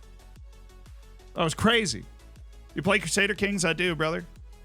I play a whole pile of Crusader Kings. I United Africa. That was my last save. Yeah, episode 3. Dude. Because the contrast with the game, too, was awesome. Like, they clearly looked at the way the game did it, and they were like, we can't really make a good TV episode out of this, so we're going to go this direction, and it was incredible. And then 4 and 5 kind of worked together, you know? I honestly really loved 6. I think episode 6 is probably, like, it might be 3 and then 6 for me. Might be 3 and then 6 for me. Like, favorite. What's the budget for us? We have $3,100,000 payroll per year, which is, I mean, legitimately almost doubled what we were paying the last year, which is awesome. And then the transfer budget is about 2.1, which is good. Albin Bakiri, how long have you been in the freaking game, Albin?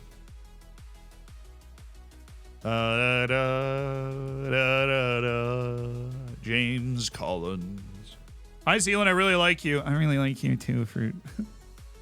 Thanks for being here, though. Appreciate it. I'm glad. Lots of tangents today. Really feel like a VTuber stream. I'm actually a hologram right now. When's the next video up? It came out about 2 hours ago. So 2 days from now, roughly.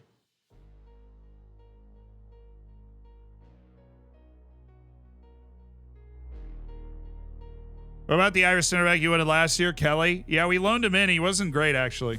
Z isn't real. I mean, you don't know that. Like, have you ever seen me in person? Did you come to my meet and greet at TwitchCon in Europe? If you didn't, you can't confirm that I'm real. Unless you saw me at one of those stadiums in Britain. Which a fair few people did. A fair few people saw me. The kid sitting right behind me at the Scotland game was like, I don't know if you guys know. So we showed up late, right? Because the cab got stuck in traffic. I learned some valuable going to match lessons. We get there like 5 minutes into the match. I miss Flowers, Scotland, everything. We sit down, kid. I just hear, you know, you're like not listening, but definitely listening. The person kind of right behind you. And it's 3 kids. And the first thing I hear is, there's no way that's him. And I'm like, all right, how you then at this point, I have to make a decision. Right? I have to make a decision. Either they're talking about me and I can make their day by just like appearing, you know, being like, hey, or they're not. And if I do that, in my mind, much more likely scenario, they're definitely not talking about me. And I do that and I'm just like a huge creep, right? Because I'm like, hi, and it's like 3 14-year-old kids and they're like, Mom, you know, like, no, that we don't want that. So what I settle on is like a nice turn so that they can get a really good look at my face and then know for sure whether it's me or not. If it is me they're talking about, if it's not, then they won't be looking at me. And so I just hit them with like so they're behind me, right? They're behind me. And I just go, like I'm looking for something, you know, on like the upper deck, and I just hold it. And just like stay there for a second, you know? And then it was me. The kid goes, oh my God, you're sealing. And I was like, yeah, cool. So my plan worked, but it was a stupid plan. There's funny situations. I ever thought about being in that position. Where you're like, is this like, because if I can make this kid's day, then obviously I will want to do it. Right? That'd be cool. But if not, then, and they don't know who I am, I just look like a really pompous idiot. Dumbest plan ever. It worked though. Super important poll. Yeah, Ollie, I think it is kind of time for the super important poll. How long do you want to make it? How long do you want to make the super important poll? Like, what's the longest you can make it? Like 10 minutes or something? Is Z real? Oh, that wasn't the poll we were talking about. I didn't set up the poll. This one matters way more. Am I real? That's the one that matters. Okay, cool. Is Zealand real? Excellent question. So yeah, that happened. Scotland, I got recognized more in Scotland than in any other place in the world. I had no idea so many of you were Scottish. I recognized all over in Scotland.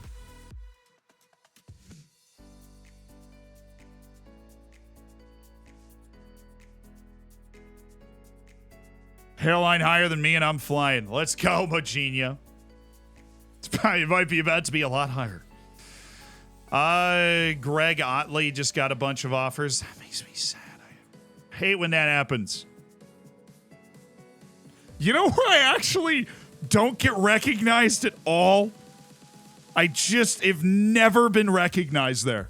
And I have spent a lot of time there. London. I get recognized in Wales, in various places. I get recognized outside London, in England. I get recognized in Scotland. Zero in London. And I've spent more time there abroad. I get recognized in Austria multiple times. It's so funny to me.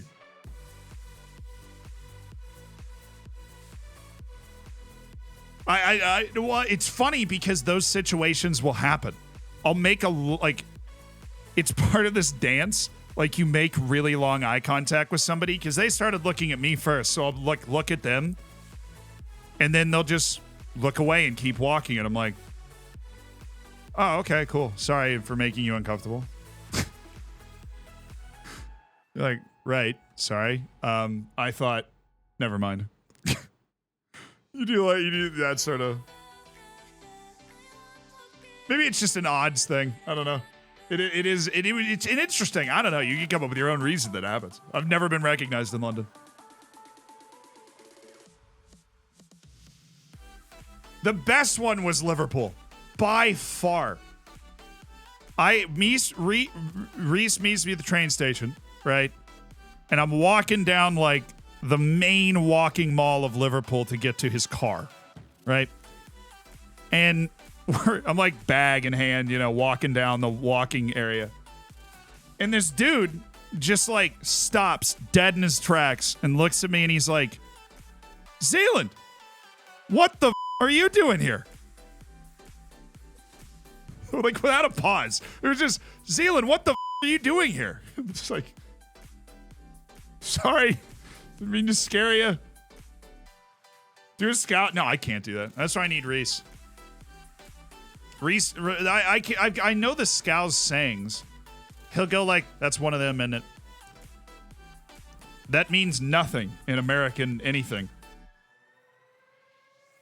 Reese didn't know him. It was just some guy that was very surprised to just see me manifested into real life, just walking by him. Do you plan to come to Argentina sometime? Yeah, I might actually go on a family trip. My dad's got designs for South America, so I've never been to South America. And my dad's the ultimate family trip planner. If I ever meet Zealand, those would be my exact words. You can. At TwitchCon in Paris. I'll be there. I will be at TwitchCon in Paris. If you wanna meet me, I'll be there. I'll say hi. I'll wave. I met a lot of people at TwitchCon in Amsterdam, though. That was cool. We did the meet and greet. That was really cool. I had to get used to being somebody that people stop in public. That requires that requires a lot of. I think I'm used to it now, kind of. I mean, I was always natural with it, but it's also like I always make sure I don't look homeless before I leave the house. That's like the biggest thing, because I might end up in somebody's picture that they look at for a long time, and I don't want to because I can look entirely degenerate. You guys see it on stream with the beard and the hair just all over the place. So I make sure I don't look entirely homeless before I leave the house, and what I mean by that is like with the where I look like I haven't groomed had the opportunity to groom myself in a while, because I have those facilities. I just don't. use them perhaps as much as I should, but before I go like out into public, I try and... Do you notice in the US? Yeah. Fairly regularly. It's not as common as in Europe, but I suppose that's not a surprise. It'd be like once a week. Happened on the escalator last weekend. Into the subway. Dude below me on the subway like turned around and then did a triple take and he's like, Football Manager? I was like, nope. I should just say no sometimes, but I'd feel mean. Like, Football Manager? What's that?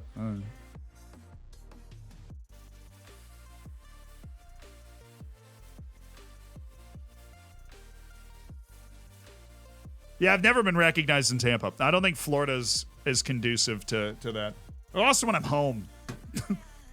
If I go home for the holidays or whatever, I am on the couch eating burgers, not moving, right? Like, if I am home for the holidays, I'm doing nothing. I even freaking know these guys, right? I'll offer them a trial, but they're already gone.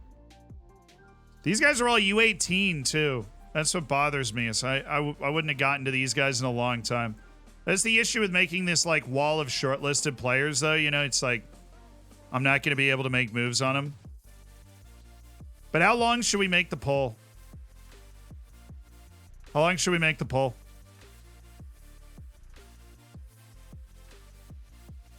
I'll shout up the Peacocks if I ever see you. I have gotten an up the Dorfers before. I have gotten an up the Dorfers in public. 15 minutes. Is that the longest we can make it? Well, let's do 10 minutes. We'll just do the longest we can make it. Assuming there isn't an infinite option. They reject. Oh, they all just rejected the offer. Well, they rejected the offer because they're under a freaking transfer offer. I know that. So let's just keep working our way through the list of players we got. Okay. We'll just start. Oh my goodness, this is a long list. Okay. We'll just start from the bottom here and just get these guys. That's 41 people, Zealand. That's 20. That's 29. That is so unfortunate. All right. Come on in, lads. Accepted. Rejected, but accepted. But also accepted. All right, we just keep moving.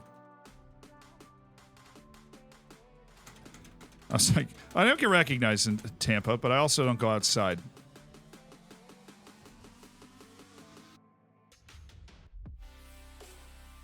Should votes be able to be bought with bacon?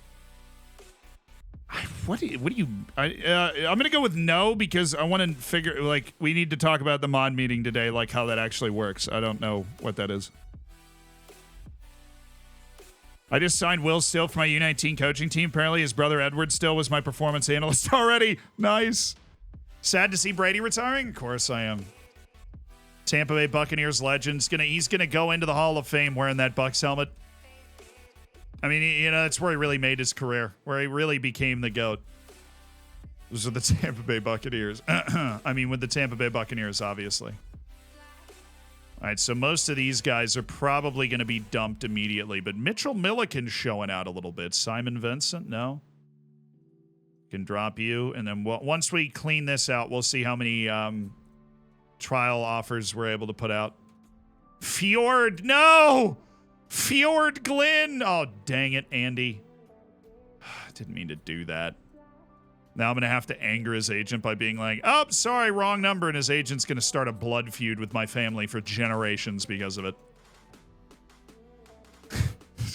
To war, gentlemen! To war!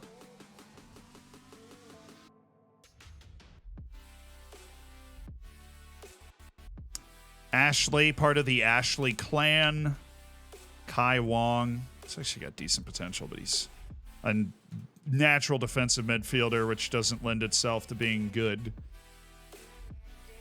No superstars. No superstars yet. The issue is the guys that are the superstars are probably not interested in us until we get our reputation boost. But that's okay. We can prune the masses until then. The entire Ashley clan has been axed. That's brutal. Alessandro Inzolito. You're not bad. All right. Oh, yeah, this guy. Sorry. I remember Bray as part of the player in the New England. Yeah, he really raised his game with the Bucks. Exactly.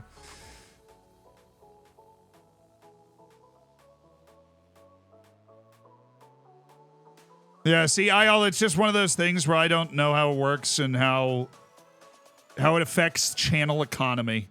I think would be the way I use it. It uses people's bacon. Yeah, I'm aware. I'm just saying.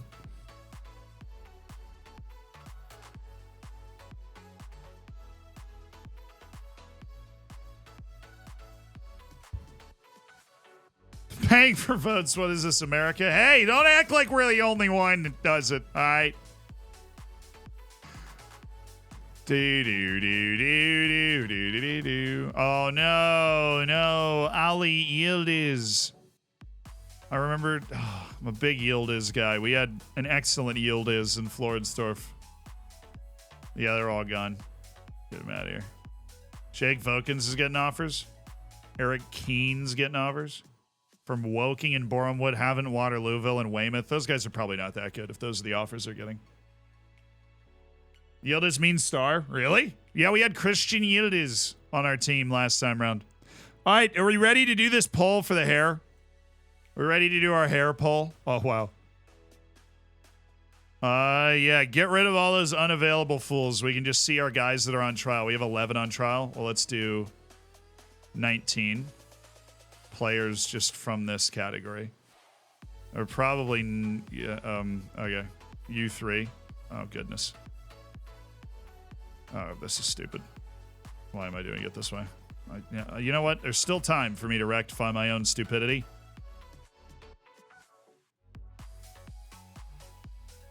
And Ali Yildiz can't do that either, so we're going to need to go add one more, and that's my boy Callum Irvine. We can add 19 players. Dory Sandals on loan, so he doesn't count. Accepted, rejected, accepted, accepted, accepted, rejected, rejected. Okay, let's take a look at you guys. Let's take a look. Oh, look. Will Nelson? That guy's probably good, right? Will Nelson's probably good. On a Z-Hawk. All right. When's the chop happening? As soon as possible. It'll be ready for Monday. We'll probably prepare it over the weekend. Give us a little time. The chop will be ready for Monday. Callum Irvine's a no. So let's, yeah, we're gonna do our loans too. Don't get it twisted. We're still team loans. Augustine Namani, see, we're just doing our trial farming. Ain't much, but it's honest work, you know? It actually is much. It is our entire philosophy with this club and building it.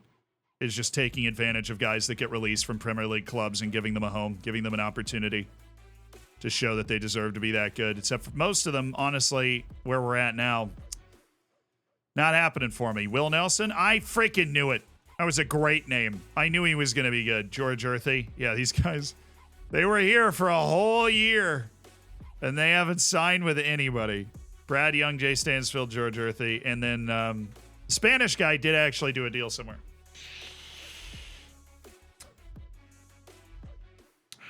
We haven't done the hair poll. Oh, we're setting it up right now. Let me go do it right now. Oh wait, I just accidentally opened your message. I actually already knew how to do the motion graphic thing that you were telling me about. But thank you anyways. I appreciate it. All right, so the top 5 pictures. Let me get them open right now. I'm looking at our final votes tally from our Hammer Herald. We have our top 5 pictures that have... I'm not going to tell you which was top, you know. I'm not going to tell you which was top, but there were the 5 highest vote getters are going to be present. It was actually very close. Particularly for the 5th spot, it was very, very close.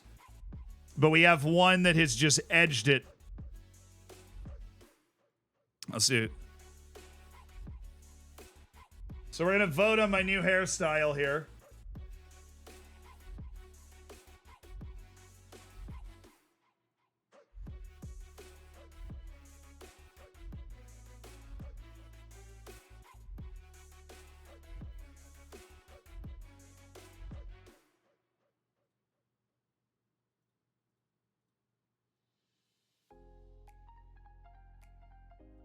All right. Are you ready for the Zealand hair sweepstakes. Option number 1, as selected by the Hammers on Discord, the Paul Pogba shaved sides with a little blonde dye right there, and the middle hair floofed up.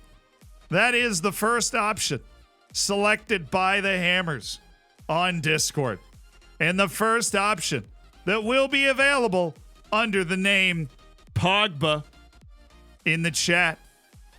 And it is quite the option, but believe it or not, with my hair, we could do this.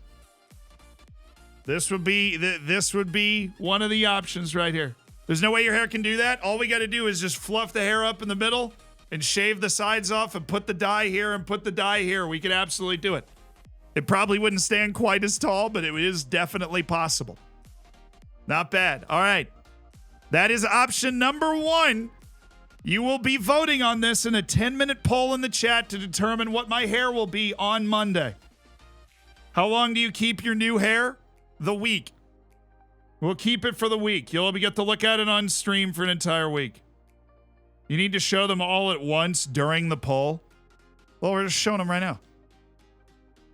The poll's 10 minutes long. I got to keep advancing our loan trials and stuff. Number 2, Gervinho. The absolute travesty that is Gervinho's hair, which is physically possible for me because of my incredible forehead, which gives us the opportunity to do this while pulling this hair back and acquiring the appropriate means with a headband. We would be wearing this. The Gervinho curtains showing off our tremendous forehead and mimicking this same look. So we've got Pogba, we've got Gervinho. Yeah, we had to game plan exactly how this would work. So this hairstyle is physically possible because of the incredible mass of my forehead. So what would happen is we've got to get this down, and then we would get... There actually is no wig for this. We had to look it up ourselves, right? We have to get a black mop, a thin black mop, and cut the black mop like hair, and bring it down on the sides, and then wear the headband for the entirety of the streams. That is logistically how we would pull this off. And it would look... I think they would probably put the photo of that on my casket. Number 3, I could look like a member of NSYNC or Lionel Messi. Whatever that happens to be. We've got Lionel Messi going blonde with a normal colored beard. This was a big hit on the Discord as well.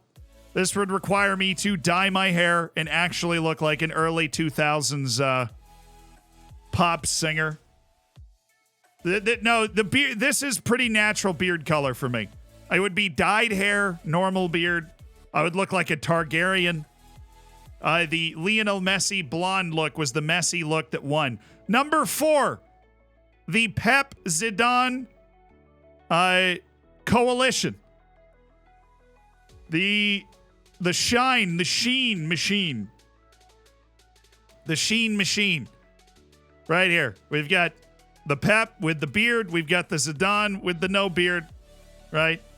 So this is the option right here.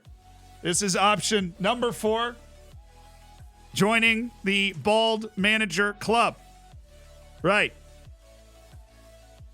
Joining the Bald Manager Club. Will you dye your beard? I will not get Just For Men touch of gray to complete the Pep look. We're going young Pep out here.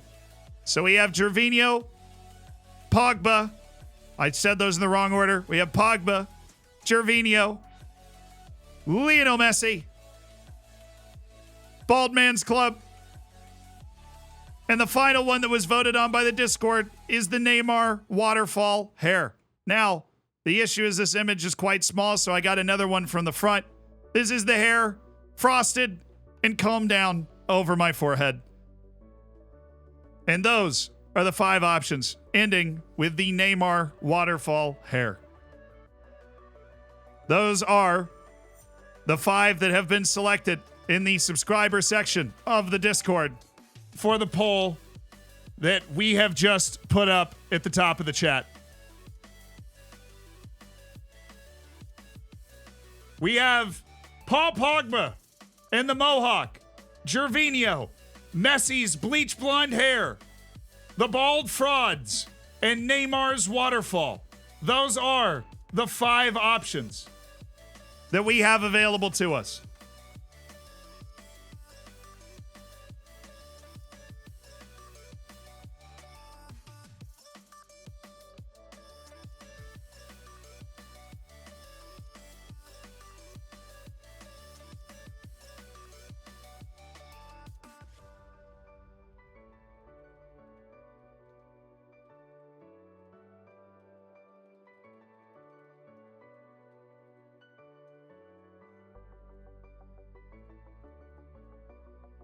There we go.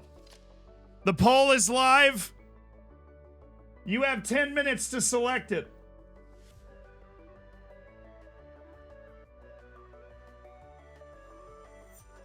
How we doing? Where am I? Oh, good God. The bald is winning. Objectively, the 2 worst ones are winning. I kind of wanted to see what the Pogba one would look like, but on we go. The Pogba one looked really stupid, but the 2 most objectively ridiculous ones are running first and second. Vote your heart, vote your conscience. Let's see what happens.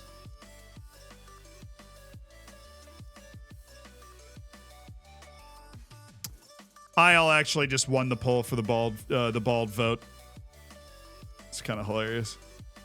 IL literally put Gervinho Mop instead of Gervinho. Outrageous. He knew exactly what he was doing. IL told me before the stream he was going to try and get bald to win, and he's actually doing it.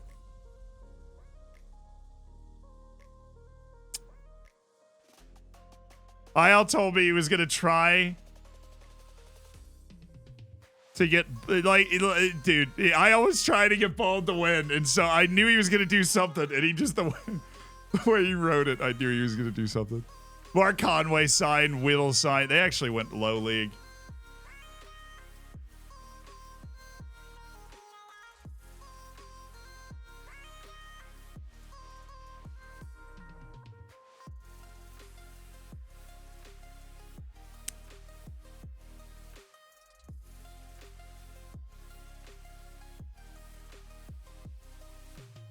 Who made the bald emote?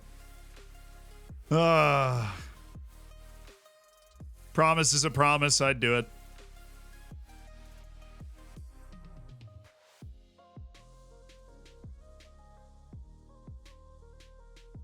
Will you wax your hair off? Do I look like a sadist? No, you just shave it off.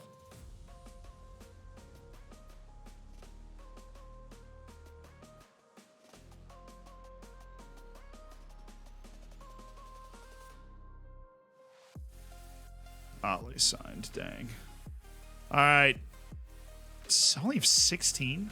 That many people have rejected us?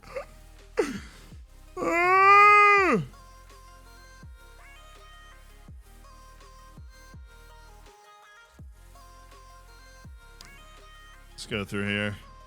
I think we've done this group yet.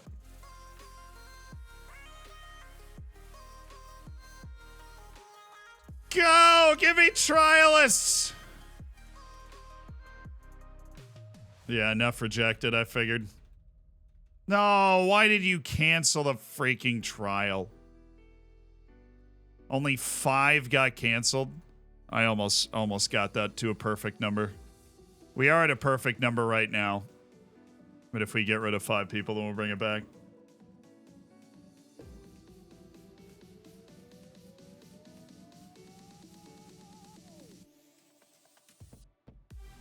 No, we're doing the poll the way we did the poll. I was just pointing out that like this morning in the editor meeting, was like, we want the bald option. It's like, all right. Now I'm a believer in democracy. I'm not over here trying to restart polls or anything.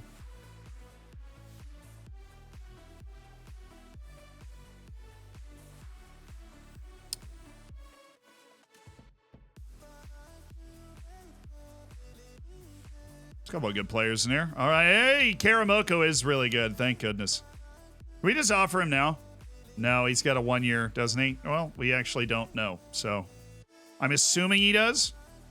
There's a good chance. We got to work out a few things, but.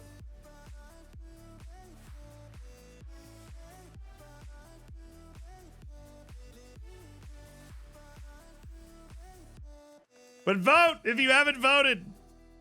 Vote for which option you want. We'll end up with a ranking of the 3 best options. Paul Pie, actually, if you wanted to know how the subscriber section of the Discord voted, Paul Pogba's was actually tied with the baldness. They both had 162, and then Gervinho had 195. Those were by far the 3 biggest, but the Paul Pogba one just hasn't had the momentum in the mainstream vote.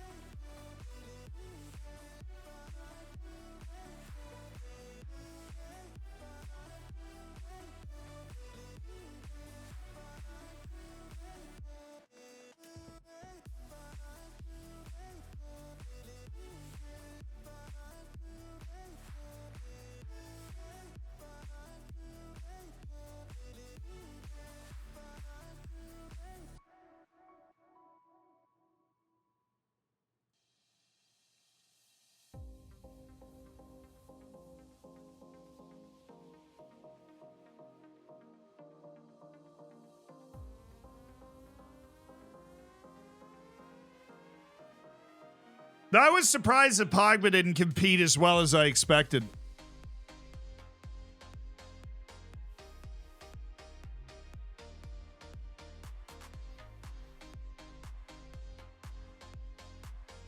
Trying to influence the posable move. Honestly, the Pogba one would have taken a lot of work, too. That would have been a lot of, like, actual hair work and stuff. I would have had to go to the barbershop and been like, can you feasibly, do you have this colored dye? Like, is this even possible? Like, what do we...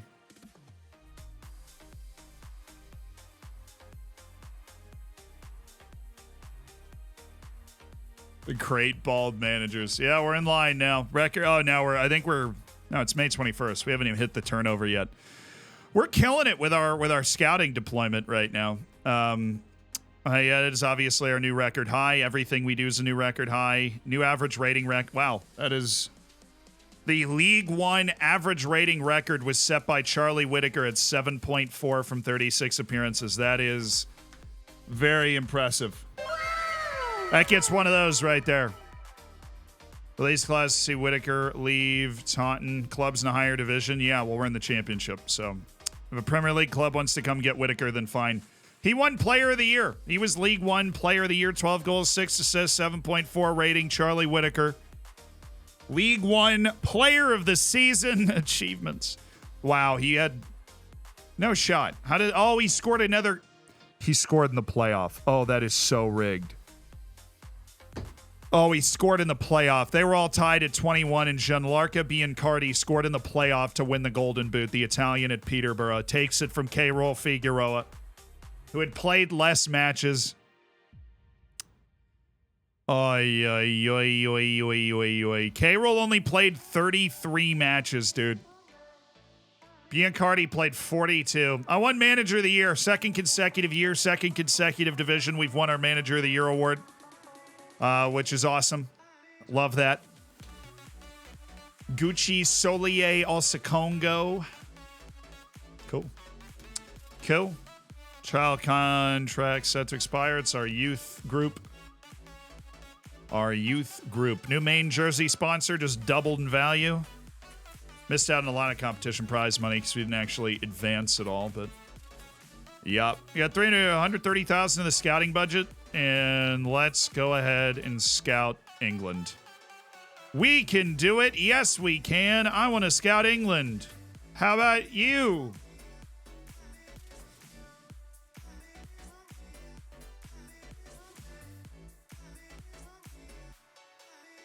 Chat spamming Isle with that. Here's the way I thought about it. Here was my executive decision.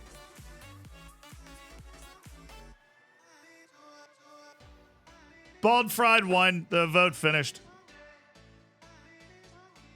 I guess that means on Sunday I'm shaving my head. So that'll be fun. Gervinho finished second. Bleach Blonde Messi actually finished ahead of Pogba's Mohawk. And then the Neymar Waterfall finished last, which is it was the fifth one in the Discord, so I kind of expected that.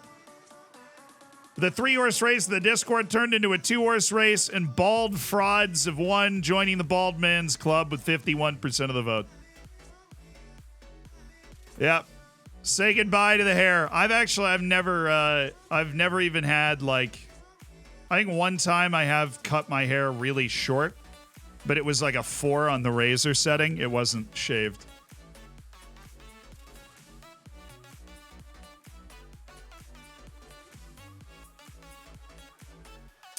I'll look like a Martian. But you know what? We raised $8,000 for SBU. I'll be all right.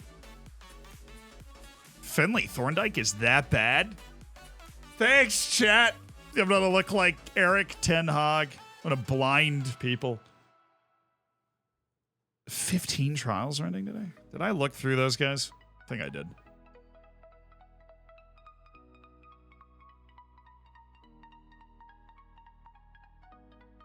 They didn't even come up. Oh, it's the it's the Youth Academy guys. Never mind.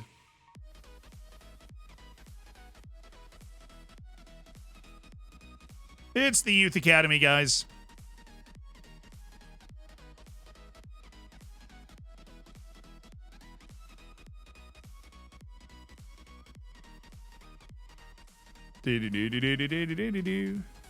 Onward.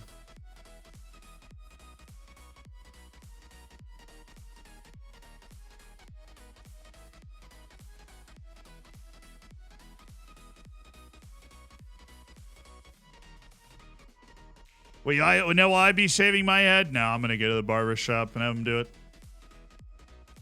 Don't want to, mess it up somehow. I don't know how I would mess it up, but I'll go to the barber shop and have them do it. Oh, Vokins did sign a deal. He went to Nuneaton Town in the 6th tier.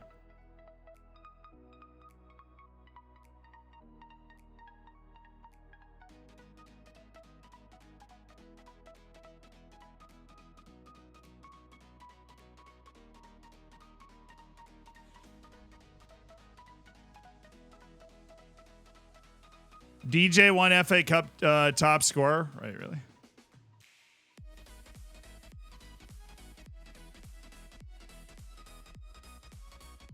I'll be darned. Where is he playing? He's in the 6th division. How did you leave?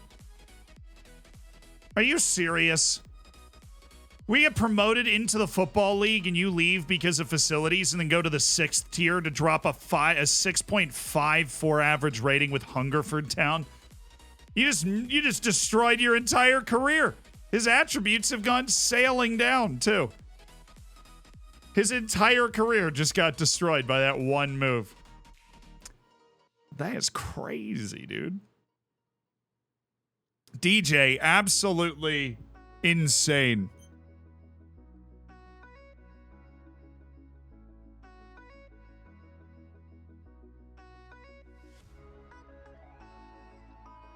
Yes, into the basement. I agree.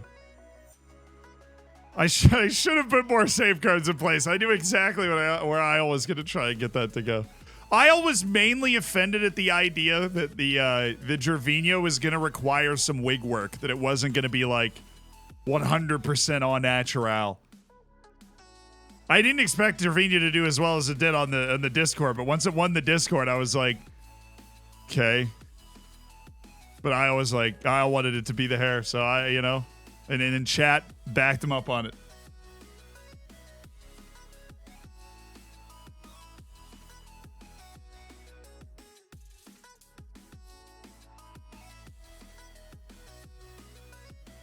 Yeah, Isle's been team bald since we started, and he's the lead mod. He's got the opportunity. It's Stansfield, dang it. So we're going bald. Might as well get ahead of the curve, I suppose.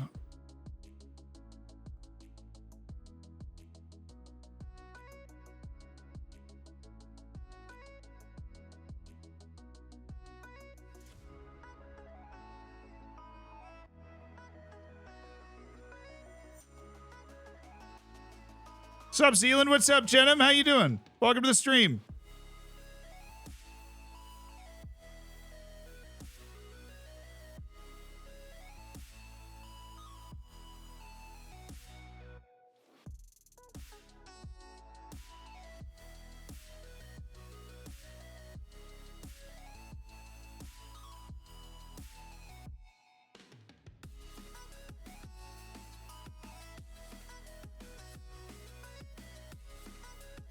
Richie Rich.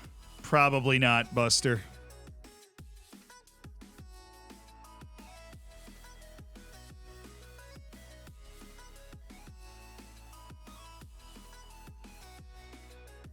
Most barbers near me won't shave heads anymore. Why?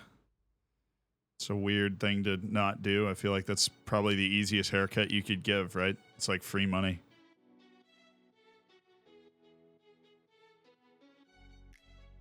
All right, these are end of contract potential signings. We're probably going to find at least one guy that's on our team in this group right now.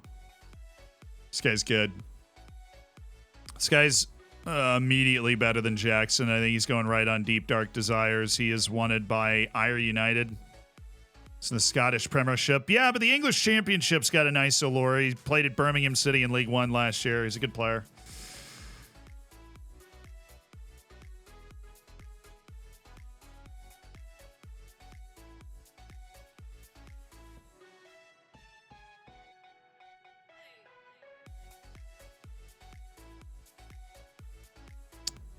Why is his star rating so high? He's not very good. Just put him on into contract.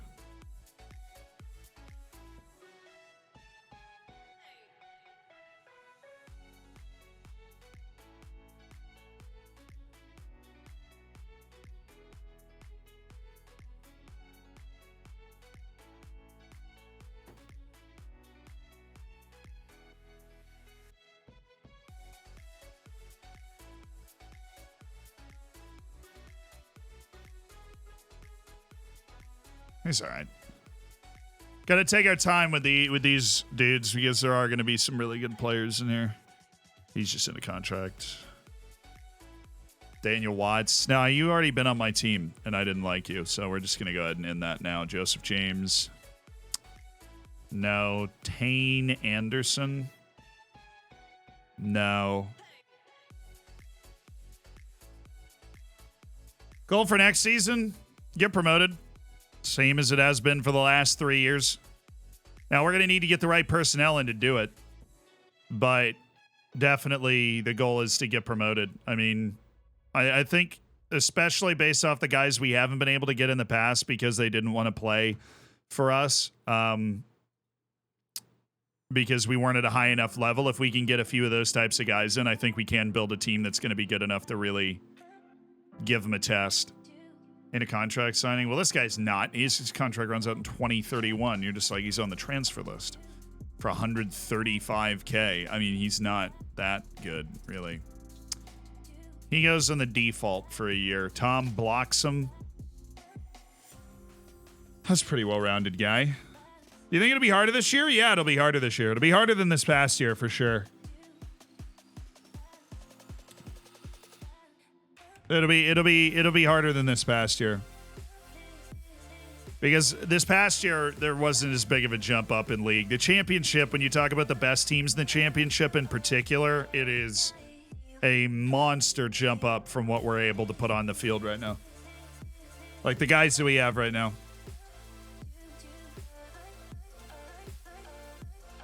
Yeah, and so, I mean, we're talking about guys that won games in the Prem, right? Those are the teams that are coming down, and the guys on their team are capable of winning matches in the Premier League. That's the level that they're at. Tom Bloxham is going to go on the Deep Dark Desires list. Michael Laffy Taffy is still he's still decent relative to our team. Pharrell Williams is not really. Dave Gibson's potential end of contract signing, he's good. Really good pace. Doesn't use it super well. Doesn't pass well. I'm not a Dave Gibson fan. Oh, Owen Dale. This guy freaking scored against me in the last match of the year. He was loaned in. He's been set for release. Yeah, well, it's annoying to see that he's actually a good finisher for a wing, so that makes sense. Tello Osgard from Wigan Athletic. And a contract signing at the end of next year.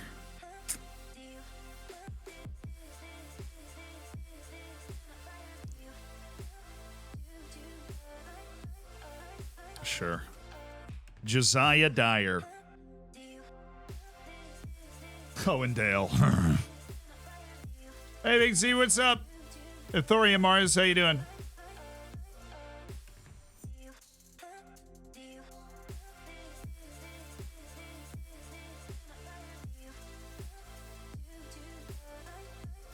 You change the font color of attribute thresholds? Nah, I don't do that. My brain's coded this way, and I don't like changing too much in the game so it still feels recognizable to people that play with other skins, where they can kind of go through the same process. If you do change thresholds, it's perfectly fine. It's just why I don't.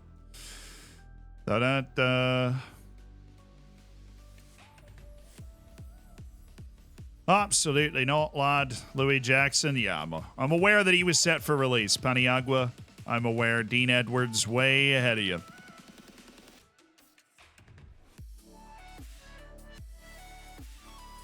Yeah, with the work rate and the mentals and the not being an explosive athlete, I think we can go ahead and drop Dean Edwards. Albin Bakiri's actually that good. He's that guy. Since when?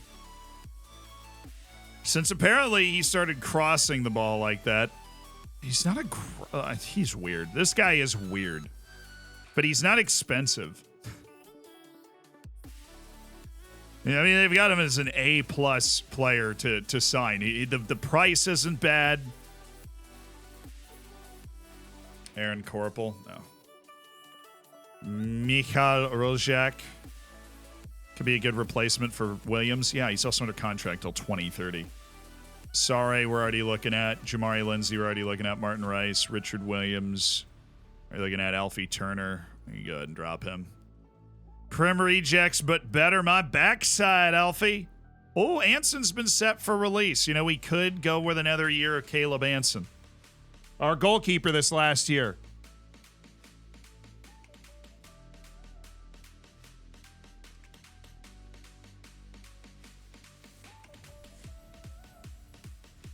Hi, Zealand. Add your skin on FM23. You get deleted from my PC. Where are you going to find it? Just type in Zealand Skin, FM Base, Zealand Skin, FM Scout, wherever you feel comfortable downloading stuff from. He's good enough. Good number 2, baby. I mean, we want to let their contracts run out unless they're like absolute superstars, and there are other good goalkeepers, so we're not just going to jump on Anson right away. And we're still working our way through like the actual group of players. Seen an increasing number of young talents emerging from England. No way! That's crazy!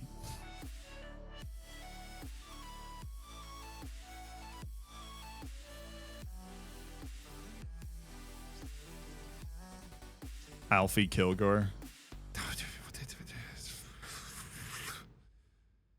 You're a slow one, Mr. Grinch. Jim Hewlett. How is he still freaking relevant? How is Jim Hewlett? What, are you going to reject me again, Jim? You look me in the eyes and tell me I'm not good enough? I've been promoted every year we haven't signed you, so maybe it makes a lot of sense to not sign you again. Ay, ay, ay. Nathan Frazier. He's fine. It's perfectly competent. Joshua. I know it's Joshua Duffus. Like, I know that. But that's not how my mind read it. The Eternal Gem. The Eternal Gem. Fierce Pierce, thank you for the 1,500 bits. Fierce Pierce was in on the mop haircut, but it didn't win. I'm sorry. DeGente, thank you for the 15. Deffy, thank you for the 5. Skymaster, thank you so much for the Prime. McFlame, thank you for the 2 months. Luke the Giant, thank you for the 13 months. Johnny, thanks for the Prime. Thank you, guys. And Kirasuna, thank you again for the Twitch Prime. Thanks for being a part of the Hammers, brother. Mr. Doofus, I'll see you later. Amani Richards, Quadria Matoyo. He's fine. Aaron McGuire. This is one of those goalkeepers I was talking about. He's a little shorter, but he's smarter. Got a little more well-rounded game than Anson. Also, maybe more wage. I like McGonigal. Ajike Adebayo. Ramiero Moulton.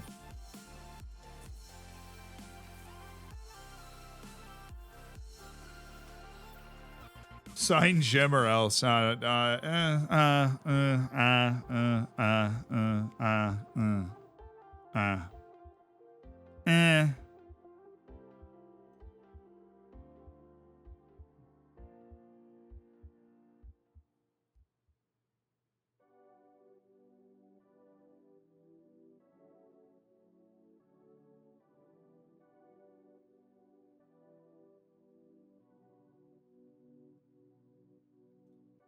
Kane full of love. There's no way this guy's getting released again. Or no, he was supposed to be released last year and then they triggered his contract. Oh, yeah, that's what happened. Then they triggered his contract thing. Dramu, thank you for the Prime. Kane full of love. He's like actually good. We wanted him last year. He's a dribbly boy. He fits into the dribbly boy archetype that we've had so much success with. Aiden Schoen from Wolverhampton Wanderers. Loontown's Jack Evans. You are just a defensive player. Caberkiss. Mitchell Jones. Daniel Mendez. Jason Byrne from Burnley. Well, I mean, do you really want to leave? You guys' names match up so well. I feel like you're missing out on an opportunity. Ali Koike. Is he in a contract? Yeah. Unhappy, wants to leave, attacking fullback on the left side. He is certainly an attacking fullback on the left side, but he didn't have everything going for him. He is fast, though. He is fast and good at offense, but he's just not a hard worker. Particularly, he's not bad at defense. Not particularly. Somalia. Okay, that's a first.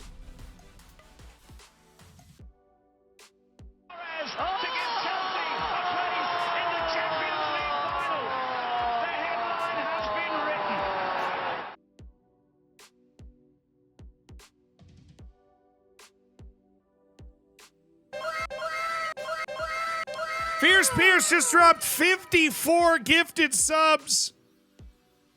54.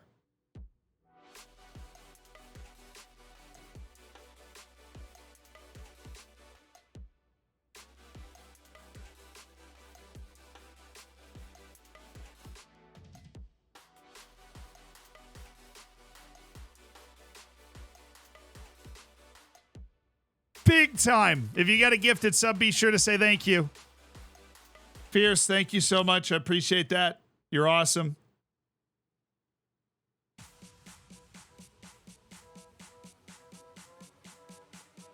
That Fierce Pierce copy boss is ridiculous. Absurd. But make sure you get the subsection of the Discord. Make sure you say thank you. Fierce Pierce is goated. You watch the Champions League tonight? Oh, it is Tuesday, isn't it? I always forget when it's on. I mean, I'll keep track of the score, but, you know. I usually watch the extended matches most of the time as I'm streaming during.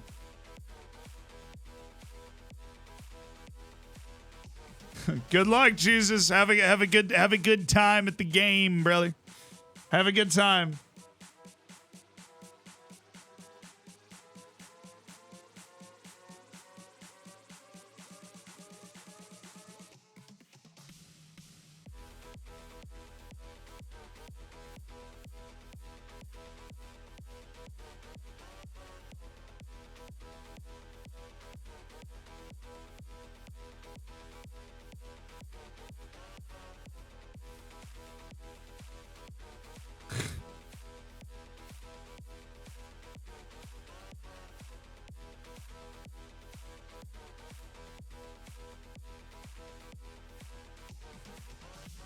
Ramon to pass. Cade Gordon. He's just been set for release. All right. What do you mean I can talk to him? They just set it for release. They just said that they set him for release, which means they're not going to trigger the contract extension. That's how it works. I need my transfer music. I need my transfer music.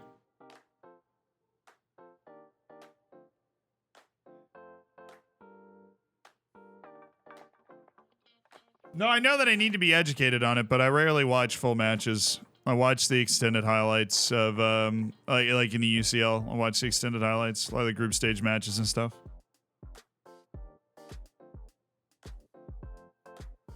Cade Gordon's so good. He's relative to what he can be, he's actually trash in this save. Which is what, fortunately for us, makes him accessible for us. Because relative to what he can be, he is trash. And so we have the opportunity to sign him as a golden trash bag.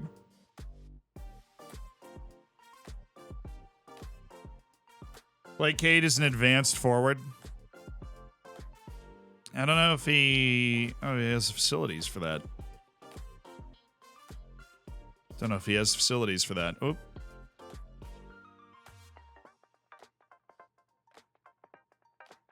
Didn't know you had specific transfer music. We don't. I just like this playlist for when we're doing transfers. It's got vibes. So Williams did retire. And I suppose we never really did our applause for him. So George Williams.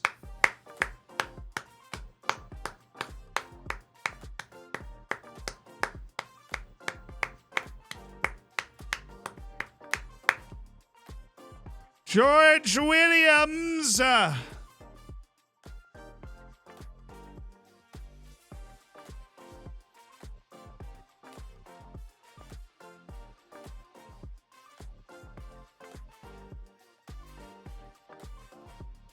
Thank you. That's the speech. We needed a right back that wasn't Dermy Lasala, and you checked both of those boxes. You were a right back, and you were, in fact, not Dermy Lasala. We'll make Charlie Whitaker the guy. He's their new vice captain as George Williams has departed the side. Mercy, thank you for the 4 months. Thank you, George. For being, even though he was 35, got his promotion, got himself a winner's medal, and then called it a day at 35 years old. So, good stuff. All right. Next wave of players is done. Alessandro Insolito. He's not bad. Doesn't mean he's good. Philip Harris.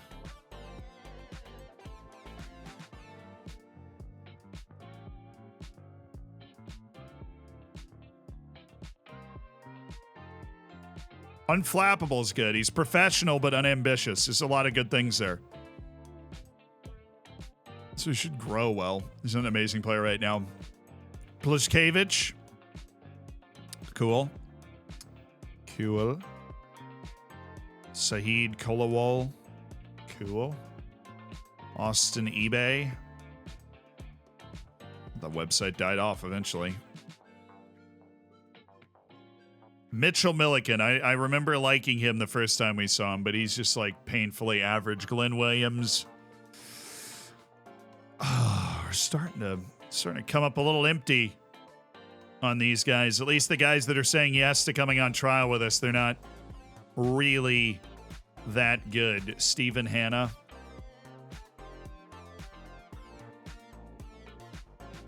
Liam Jones. He's better. More competent. Cool. Johnny Dowling on the loan list. Phil Mason. Frederick Marshall.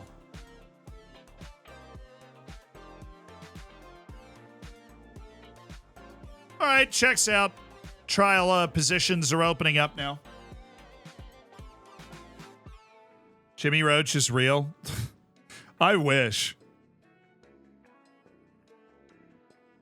Where are the cool, fast Americans? Oh, they're not here, man. Wish they were. Trials. Oh, more trials coming to an end. Will Nelson, who was supposed to be good, absolutely flopped on his trial. Didn't show us anything good. Ricardo Harding.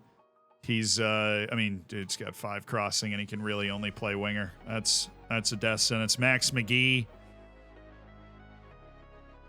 is a no.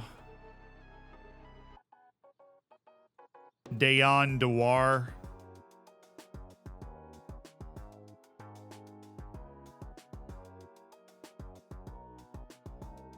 Mihal Ryman. All these guys are... I think it's because we just went through, like, kind of the lower level of the guys that were being released, like the lower end of the U21s and stuff. We're dropping a few guys like it's hot. Well, let's get out of the trialing woods here, and then we'll throw another wave of trials out. Is Cade available now? No, we checked. He's not quite yet. You get a new senior affiliate? We have to wait until the leagues tick over, and then it'll automatically cancel our senior affiliate. Loaning this guy out to develop for a year was actually a good job, and he's totally going to do a job for us in the championship. Signing this guy at 17 because he had crazy high potential, according to our assistant coach, who is actually good, and then loaning him out for a year to the National League loaning him out for a year to League 2. It was initially National League. He just played 45 League 2 matches. This guy is so ready now. That's probably like the best use of loan I've ever displayed.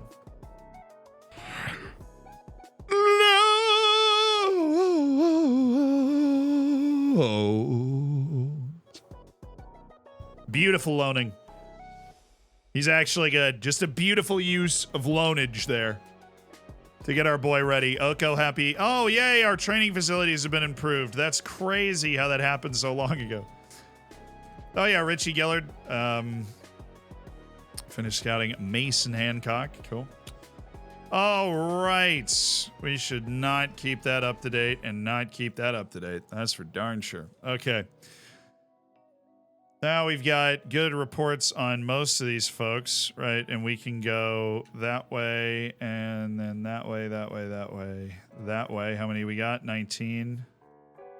All right. 20, 21, 22, 23, 24, 25, 26, 27, 28, 29, and 30. Almost everybody that's left on the list, and we're in May. That is awesome. Oh, it's going to freaking reject me again because we didn't wait for these 12 trials to go away. That sucks. Most of them were rejected, right? Because we're collecting the clubs that are rejecting the offer. An offer from Harrogate Town for Stan Amos. He's all yours, boss. He's all yours.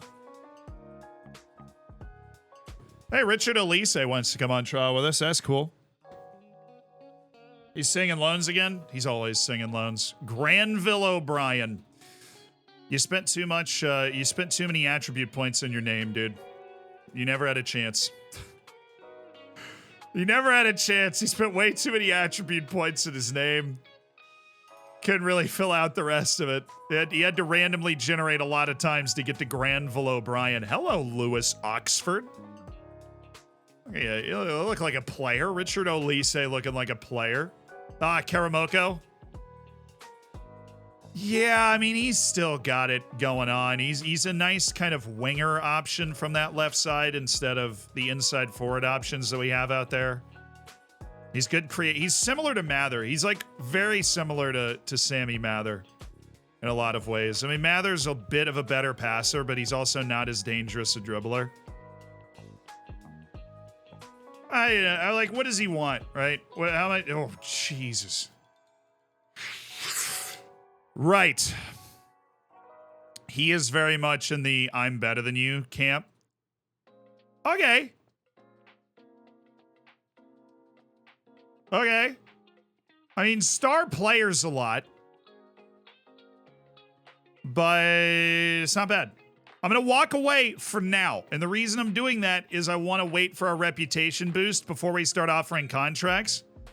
Because I feel like we'll get better value and better playing times and everything after we get that reputation boost. You know what I'm saying? Like once it goes up. Because I don't want to do star player on him. And the only way we're going to get rid of that is by waiting for our rep boost to kind of take us home. Armin Gashi.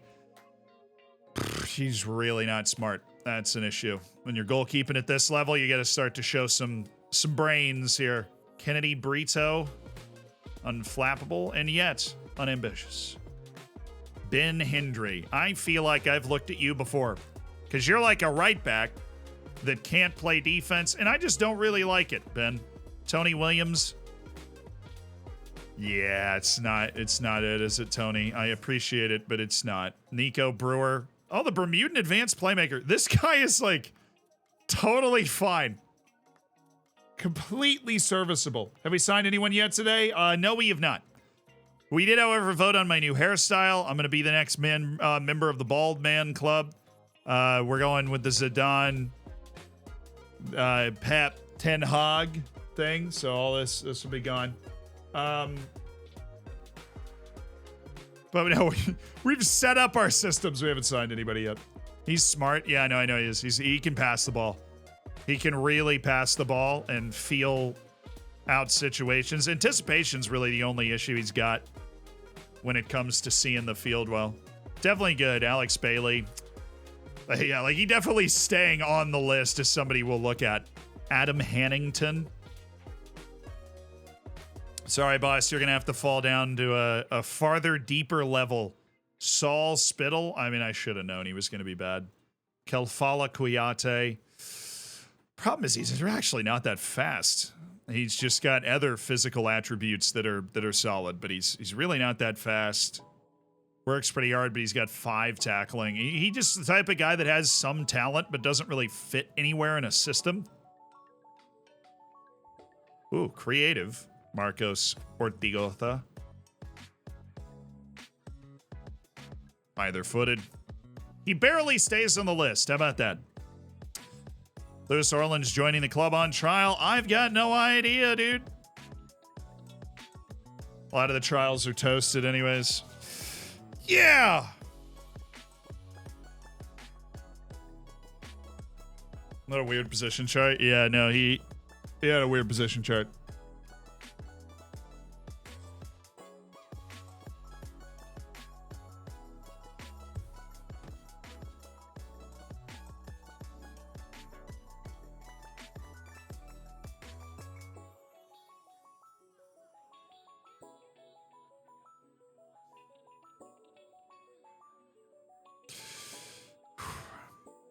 Akinwale, Lazales. No, yeah, we got a lot of guys expiring. I guess Akinwale we want to keep around. I'm not going to play as a striker. We did just bully him pretty well there. Oh.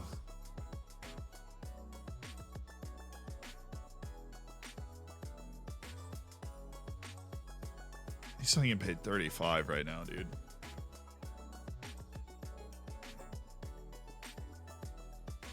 Yearly salary raise, get rid of all that. Relegation release clause is 0. Non-promotion release clause is 500K.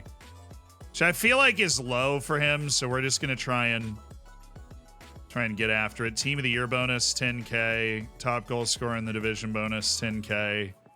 This you get an assist bonus of 325 as well as a goal bonus of 325. And yeah. Dude, you didn't even move. You didn't even move. Oh, wow. Okay. I love when an agent loves me. That was an outrageous bit of bullying we just turned in there to get Victor Akinwale re-signed. No smile bonus? No, I mean, he wanted his salary raises, so I'll pay him if he performs really well, which he's not, like, I know we're not going to give him enough time to do that. All right, it's time to set some guys for release. Connor Wood's going to be set for release from the club.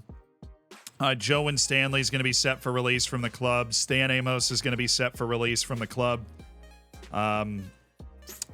Trey Lucas is going to be set for release from the club. As much as Trey Lucas is loved and adored as a member of this. He played once. Oh, he got hurt, didn't he? He had like a huge injury. Yeah, he broke his ribs. He's only out for 7 weeks. He played 1 game off the bench.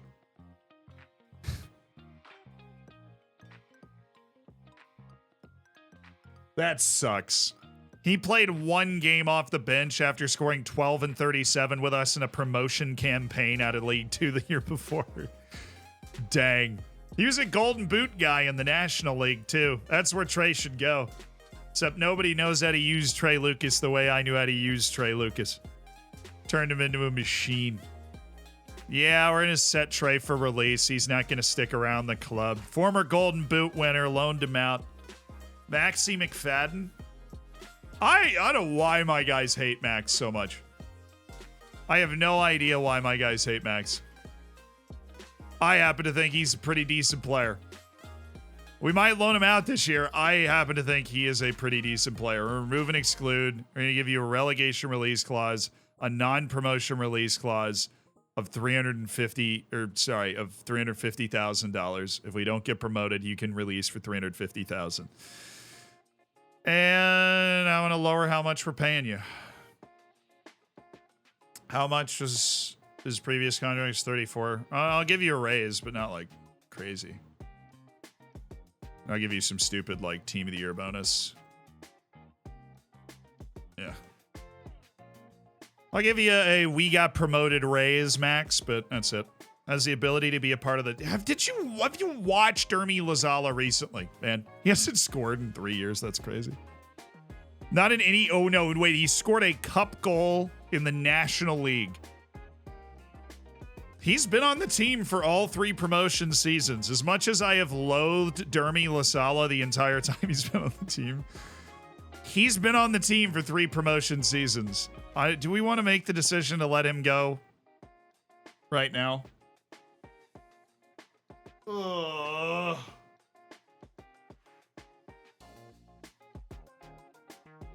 Do we want to let him go right now? Probably.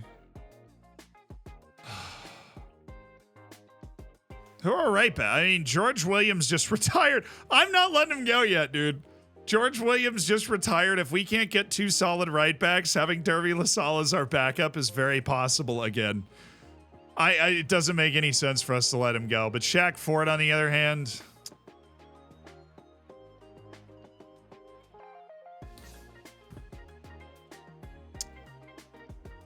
Two years, 2 promotions, fell out of the team towards the end of the year in League One.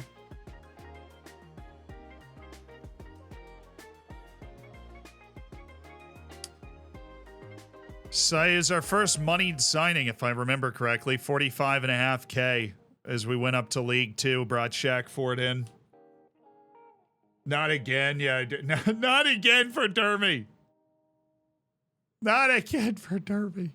Yes. And then there's Joe Snowden, who is basically Ferdinand Oko, but kind of not, but he kind of is.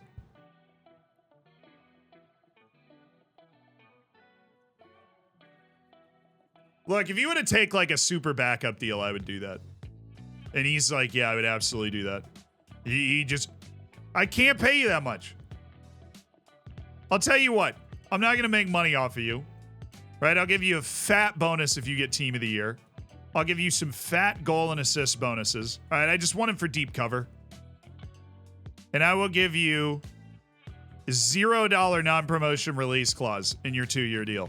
But we're going to need to bring it way down, right? You're getting paid 27 right now. We're going to need to bring it way down. Andy Rowley and I, we've worked together for a long time.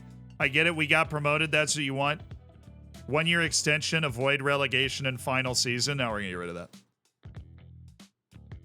Team of the Year bonus, international cap bonus, all the way up. 2.9K every time you get a cap. If you get Team of the Year, I'll give you over 30. I'll just change the way that number looks for you. Minimum fee release clause to domestic club and higher division, also $0. So, Joe, I just want you on the team. You know, that's it. So, I still expected him to take that. Why are we not moving, Andy? Andy, why are we not moving? I want Joe. I think Joe's a solid player. I don't want to get rid of Joe. He is a good part of the locker room as well.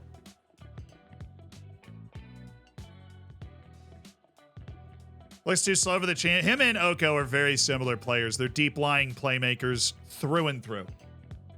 Said they're National League level. Yeah, well, these National League level players just won League One. What's up? Dude, move. The highest I will go is like 52.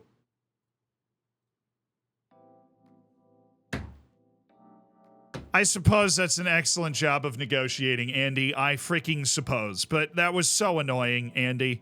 He's getting a nice little pay raise for our promotion. He's also willing to take no playing time to be a part of the team. Fits the team. Decent player. Not going to make a difference for us, like, winning games, but can help us get through the rigors of the season for sure. Oh. Yeah, that was a good negotiation, I think, all around.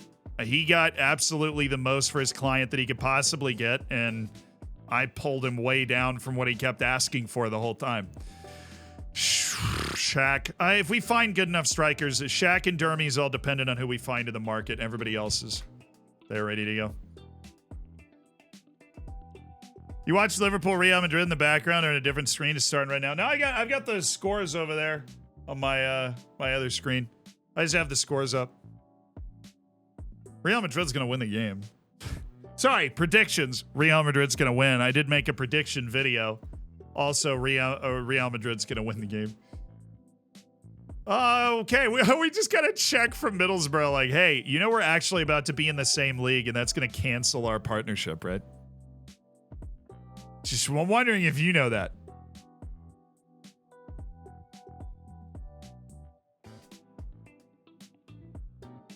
Why am I getting... Oh, I have to unfollow him? Oh, yeah, because he must have been on my short list or something when he became a coach. They just paid me. Yeah. Liverpool for life. Look, I respect the fandom. I just think Real Madrid's going to win the game. Real Madrid does a very good job of taking advantage of mistakes and plays very sound, composed ball in very high-pressure, competitive matches. I think Liverpool is pretty mistake-prone right now, and they don't have the cutting edge to answer for it.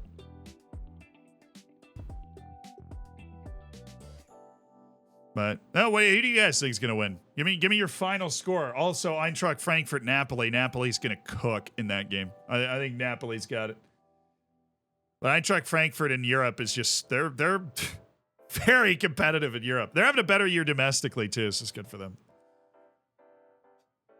2-1 Madrid, 3-1 Madrid, 2-1 Liverpool, a couple 1-1s. I suppose Liverpool being at home, right? They're at home.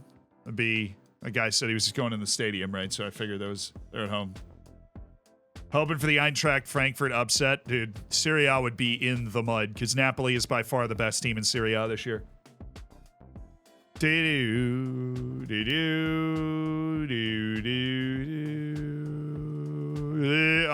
Why you really mean to tell me I don't have anybody on trial right now? A single soul. Exactly. I mean, they're unavailable. Oh, because it just scheduled our next match. I need to get friendlies scheduled so that I can sort things that way. Multiple friendlies, please. Thank you. Sunday. Actually, Saturday. When's the league kickoff? I don't know. We'll double it up once. Okay. Who we playing? Bournemouth to kick it off. Nice. We're playing Rijeka. Well, that's not going to get us any money. That's no fun. Similar reputation teams. They're bad, usually. Similar reputation teams. A larger foreign Nuremberg. Hey, we'll make a little money playing Nuremberg at home. All right. PSG 2 has higher reputation than us. Cool. And Ostend. It's likely Nuremberg would consider it too far to travel for friendly. Yeah, it's not that bad. Get over it. They all accepted. See? Told you. Just made myself like $25,000 like that. Get my preseason training all set up. We got Bournemouth in 30 days, our first friendly of the new campaign.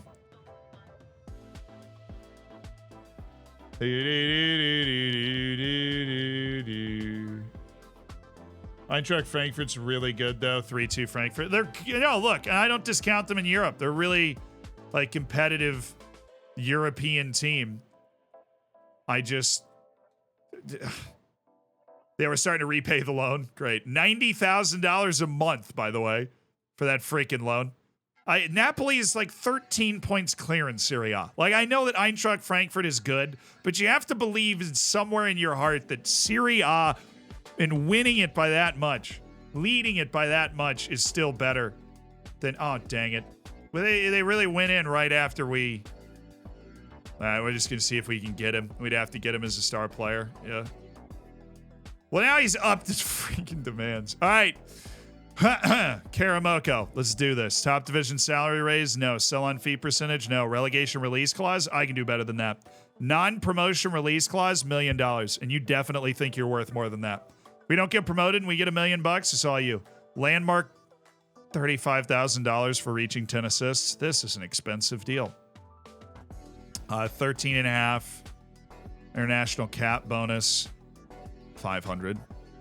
And Emirates FA Cup 5th round run, I will give you 35K because you will definitely be an important, responsible part of that. Don't hate me, Stuart. I know you don't like me. Well, Stuart, that's no fun. How about this? If we don't get promoted, you can leave for free. That's going to add a ton of value to this contract. That's going to make your freaking wage demands stomachable. How did I win that? Stuart, you just oranged me out at 390K. It was the non-promote. The non-promotion release clause at $0 is just so insanely strong to get a guy on your team.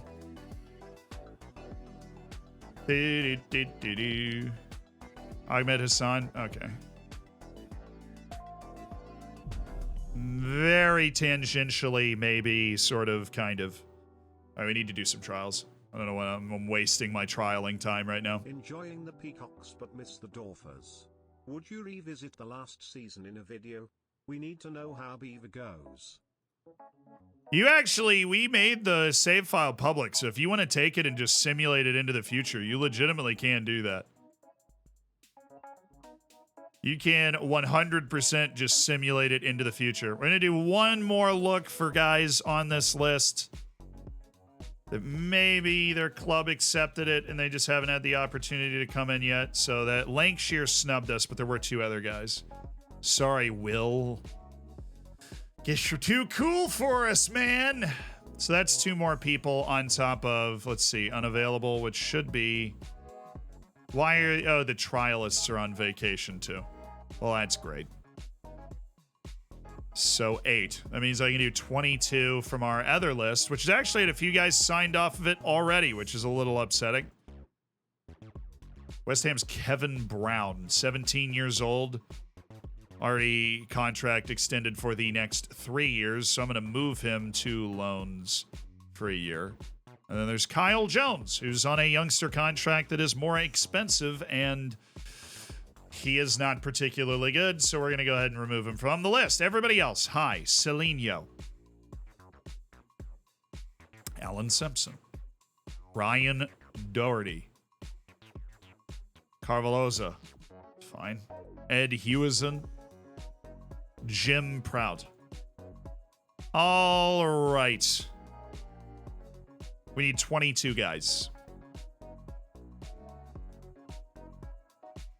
That's more than 22.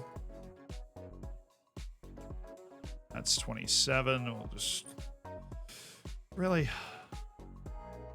That's 23. Surely I can't mess this one up. There we go. All right. Offer. Working our way through the second list. Okay, whatever. I'll get to you later. They're all going to accept because it's easier to get the acceptance. It's just harder to find good players down at this level. They are here. There's always a few of them, but the vast majority of these guys leaving the U18s are not very good. Go Liverpool! It's Darwin Nunez. Oh wow. Old Darwin Nunez from Mo Salah. Place is bopping. I'm sure. Well, that at least resets the vibes for them. So they're not just like waiting for the impending doom. They've got something going. Oakley Chamberlain. Yeah, I'm going to go with you're not good. I'm going to go with you're not good. It was a nasty goal. Darwin evolving into a consistent goal threat. Now, let's not just watch that one goal, whatever, however good it was, and be like, yeah, he's a consistent goal scorer now. Darwin is Darwin. He has controlled chaos. And if you can control the chaos enough, then you're going to get some serious goals out of it. But he is still panicked and chaotic in the way that he does things. And it can still produce a lot of good moments, but it's going to be another year or two. But scoring a goal on this stage that is of real quality will help him settle down a lot. Because now the pressure on him of like people going, well, he's just kind of controlled chaos. It's going to be lessened because he just scored a goal on this type of stage. It's silly how that can happen, but it's totally true. He'll feel more confident in himself now because he scored on this type of stage. Champions League knockouts bucket.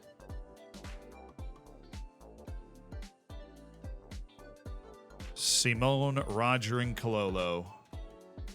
Victor Akinwale signs a new 3-year deal with Taunton Town. Beautiful Akinwale, happy with his new contract.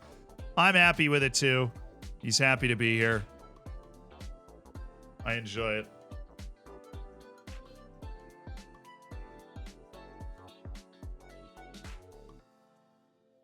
He didn't just score, he scored it. All right, let me look it up.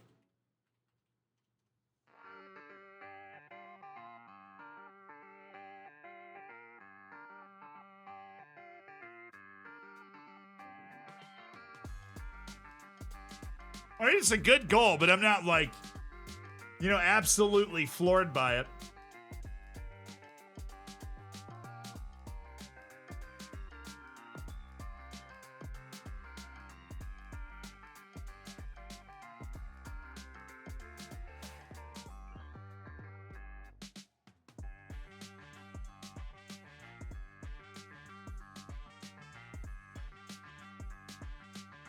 I'll watch it again. I'll watch the replay.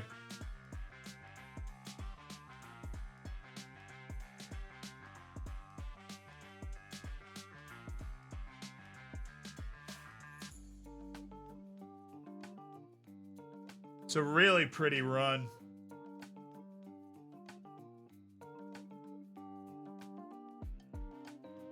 Dude, that was so much flair. That, like, watching the angle from behind, that was so unnecessary. My man could have totally just kicked that ball right into the same spot that he put it in with that little move. He could have totally just kicked that ball. Snowden's happy with his new contract. He has committed his future to the club in a 3-year deal as an emergency backup. Yeah, we are happy to have Snowden here. That was all flair, dude. And flair is important because it catches players out of position because it's unexpected. That's the point. And so, frickin' Courtois back there has no idea that's coming and gets all befuddled by the motion and what it looks like. And he's like, ooh. He gets absolutely worked. But he really could have just run up to that and just hit it near post. And Courtois is not getting to it. But so creative and fun and beauty of the game, sort of, in a big moment.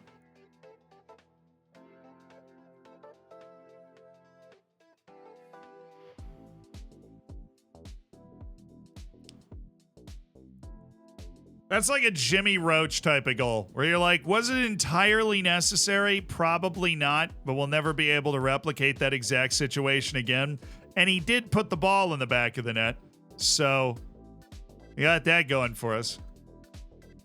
Alfie Doy. Now, what contract would you be interested in, Alfie? You want important player. See, that I'm not... Okay. That I'm not particularly interested in. I think that we are going to get a better center back in than you. Should extend K-Roll's contract. What do you mean his contract just extended by 2 years randomly? It said they had a 1-year extension in his contract. Now all of a sudden he's got a 2-year extension. Just yeets it out to 2030 and K-Rolls with Aston Villa until 2030 again. It stinks for IRL Taunton. They went behind. Max McFadden seals a new 3-year contract. Be a part of the team into the future there, Maxie. These 3-year contracts are kind of crazy. I'm not used to signing guys for this long at this club. Yeah, I'm going for more trials now. I just threw a bunch of guys directly into the sun, so. Actually, I don't even know how many guys we have on trial right now. 14. I need 16 guys.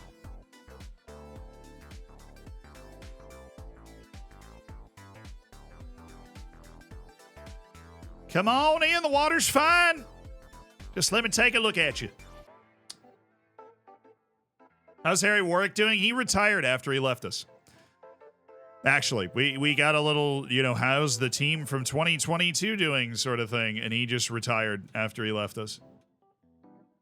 Wow, Jay Stansfield? Well, he just got a lot worse, too. I mean, he didn't play anywhere for a year, so that makes sense, but he just got a lot worse.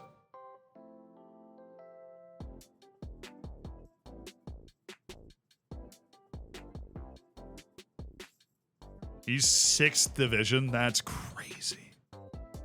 Also, Stansfield, I'm going to get you off my short list, but that is insane that he's like 6th division level. Oh, cool. We got some of the United guys. They have a better chance than normal to be good. 3 years to be the Champions League by then. Exactly. But it's contract control and maybe get a little transfer fee out of it.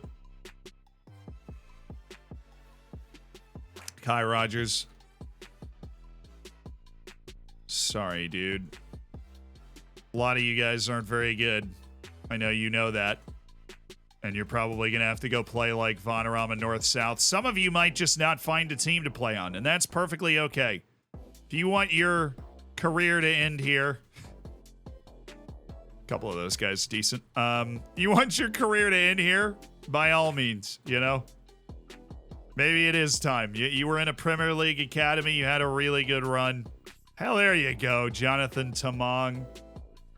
Got a couple. 4 guys we're saving right now. Kelby Ireland, Christian Moldestad, Raul Tomaz, and Cale Krellin. That's a 17-year-old center back at that level. Ramon DePass is signed with Bristol City on a breakthrough prospect deal. You probably could have gotten better than that, Ramon.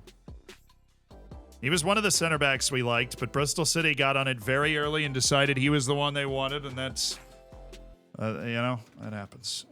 Stan Amos is close to signing his deal to Harrogate Town. Give it up for Stan. Played 0 matches. You probably never heard of him because he was our backup goalkeeper and he didn't play all year. What a legend.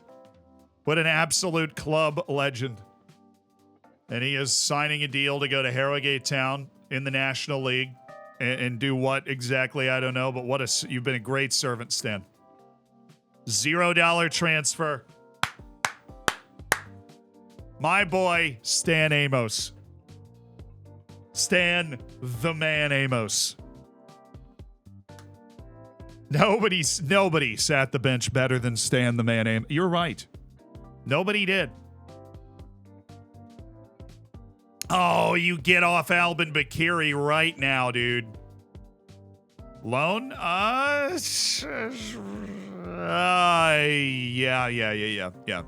I'd say yes.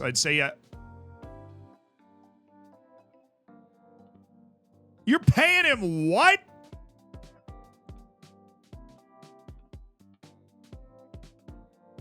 It's 2-0 Liverpool? Oh, wow. Okay. I'm absolutely mudded. Was it like a bad mistake? Looks like Blackburn are coming in with a bucket. Chris Lamb. I didn't even had a look at this guy, but Nottingham Forest, Oxford United, and Southampton all want him into contract, and I like his finishing and height. I'm going to throw myself into this. I'm just going to throw myself into this. Yep. Relegation release clause, 0. Non-promotion release clause, also $575K. Except get rid of this. Get rid of that. Team of the Year bonus. Not 29, but 10K is fine. Top goal scorer bonus, also $10,000. And an assist bonus of 170. All right, and we're going to chuck this down to 36. He has no agent, so I have no idea how he's feeling here. I'm going to lower this. Lamb, I'm going to go 300,000 on the clauses. I'm going to give you more money, okay?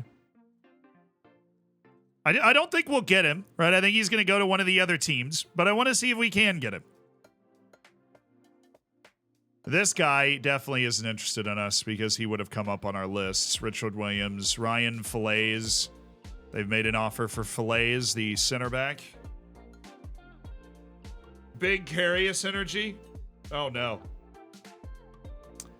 Oh, no.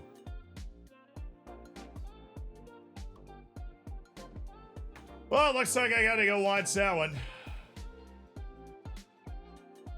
All I had to do is type Courtois in on Twitter.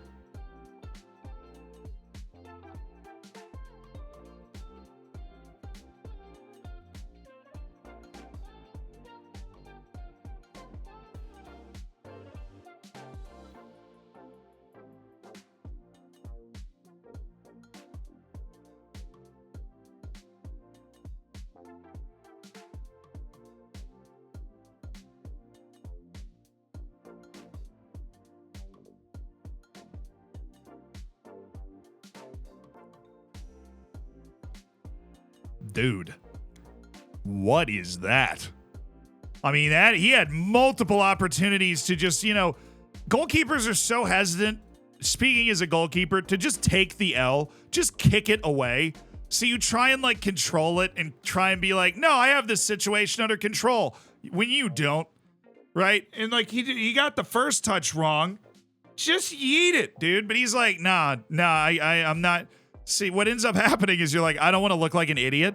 So you end up looking like a worse idiot because you're like, no, the next touch will be better. Right? I'll be able to keep this from being a problem. And then just...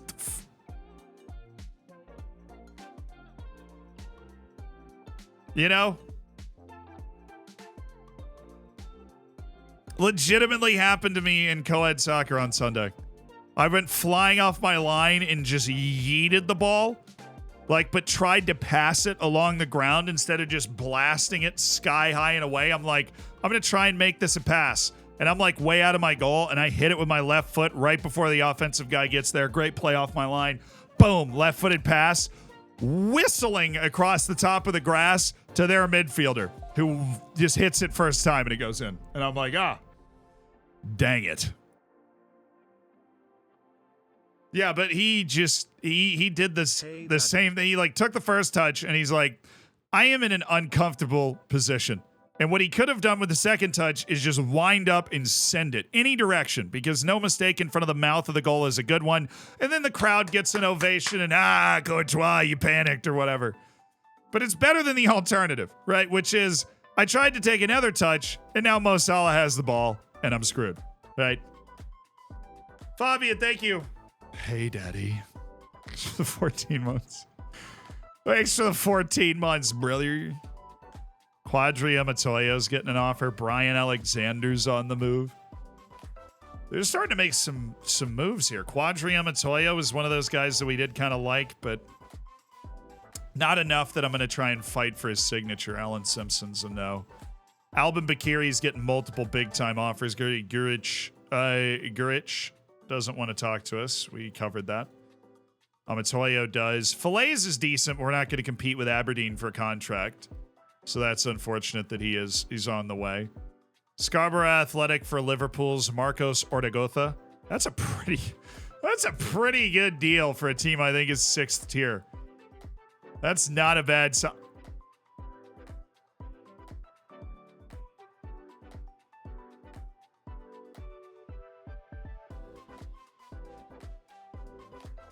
So he just straight up rejected a team in the Scottish Premiership. He's like, I'll play for you. I did not expect him to say that.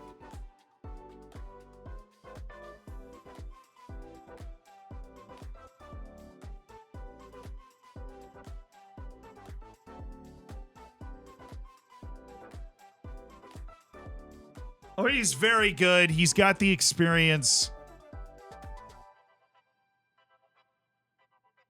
There's no delay option.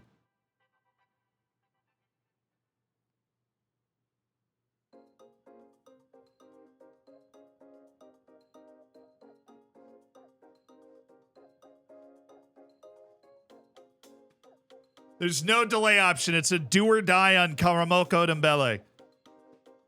I don't know why there's no delay option. I've never really seen that before, but there is no delay. I think it's because we're signing him before his other contracts run out. He's still at Norwich.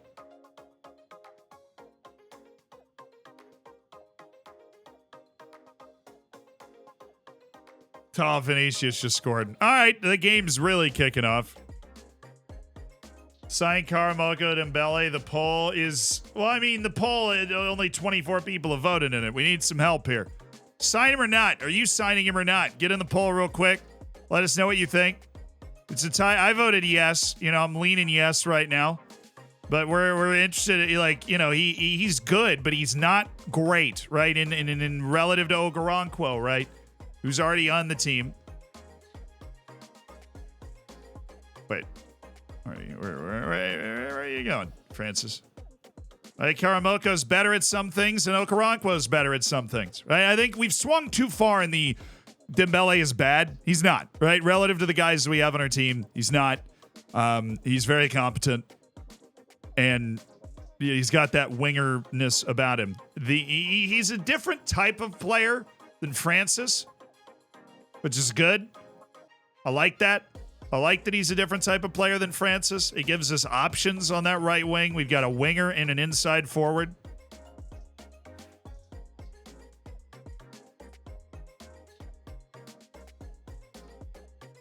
An average League One winger. Now, dude, we would have won the league if we had him on right wing, I tell you. We would have. You think sell-on value? I don't think Karamoko Dembele's got great sell-on value. He's got pretty big wage demands. He's taking a $500,000 a year pay cut from leaving Norwich to come to us. He was surplus to requirements at Norwich in the Premier League last year. That's where he was. Yeah, so you think like, we're paying him a lot. The dude's taking a monster. He was a Premier League roster player that didn't get on the field for Norwich because he just ended up completely out of the rotation, which makes sense. I don't think this guy's a Premier League player, but he hasn't played a game in 5 years. No, he played at Stade Brestois in Domino's League 2. He's had a nasty journey because he breaks into the Celtic team, and then Football Manager doesn't like him, so he goes Celtic B, free move to France. Loans around France, loan to the Wickham Wanderers to play in League One in what was 4 years ago now. Then Stade Brestois bounced him back and forth between their senior and their reserve team. Poor guy hasn't gotten a run. The poor guy has not gotten a run in the team. You say he's not star player material? Then what did we just do with... Okay, let's look at Sammy Mather, right? Sammy Mather is this guy right here. Sammy Mather got a freaking star player contract. He never played a game. Sammy Mather came out and was the top jersey seller and dropped to 7.2. And he never played a senior match of club ball in his life. Sam Mather is way better. I don't think he's way better. He's a better passer. They're both either-footed, which is awesome. But the guy was making the point that like you can't sign him because he's a star player who hasn't played a lot. I'm like, Sammy Mather was a star player who hadn't played at all. Yeah, I mean, he hadn't played at all. And we've got Karamoko Dembele served up to us, a player that we obviously would like to have. He works with both feet. He picks the ball up. He runs with it often. He's creative.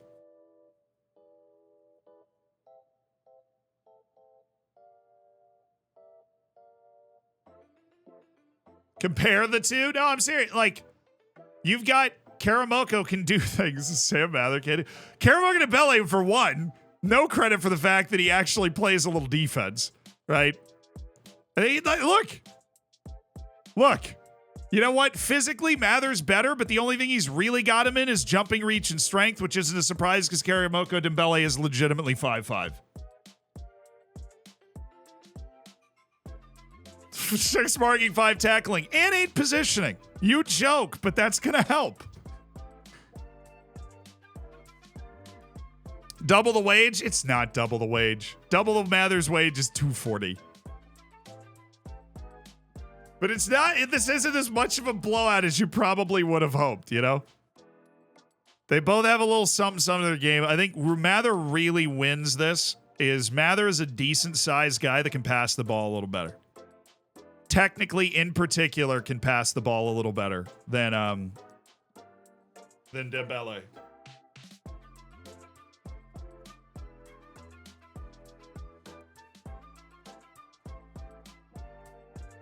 Ruin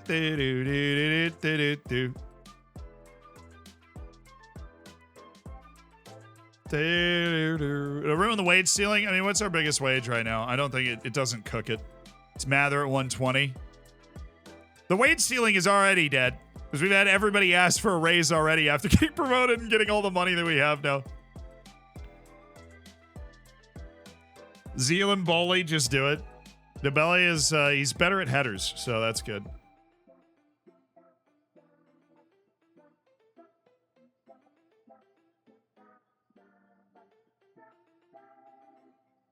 I didn't want to do this before we got the... I really didn't want to do this before we got the reputation boost because I wanted to see who might come available to us after we get that. That, to me, is my biggest apprehension about this.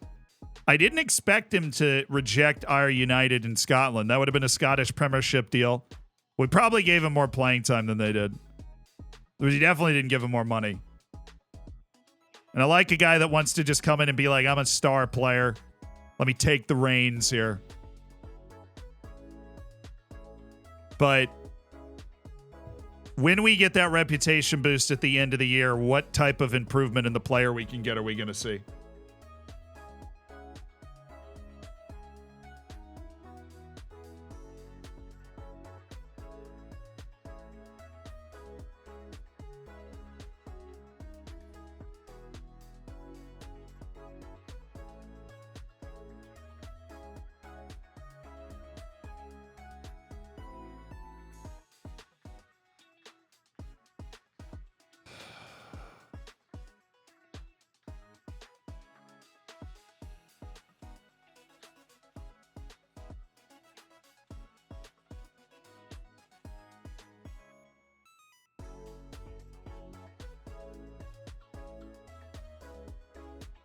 Hey, Diamond Edwards is going to be done with his rehabilitation tomorrow.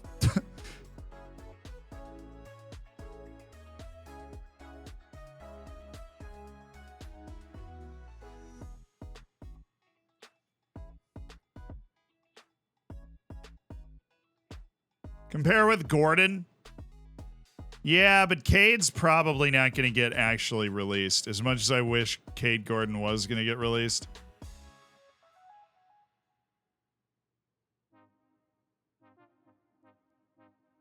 Where is Cade Gordon? Is he not interested anymore?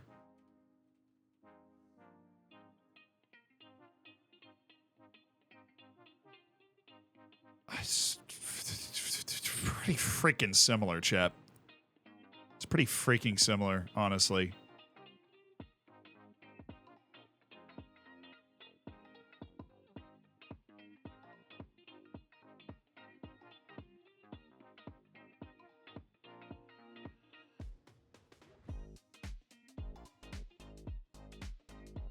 Dembele's like 5'4", though. Yeah, okay, Gordon's 5'10", and he has one more jumping reach than Dembele. So what's that say about Karamoko? I think Cade Gordon's no longer interested. They require us to get promoted to the championship. Yeah, I mean, that's the way they're looking at it. That's the thing. I want to have this guy on my team. I just don't want to do it right now. And his agent's going to kill me if I reject this.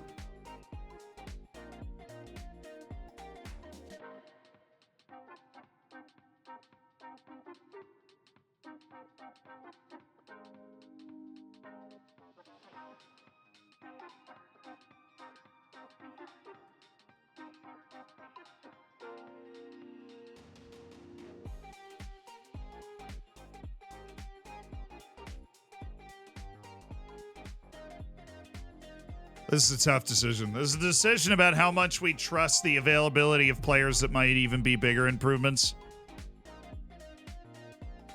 Dembele is an objective improvement to the team.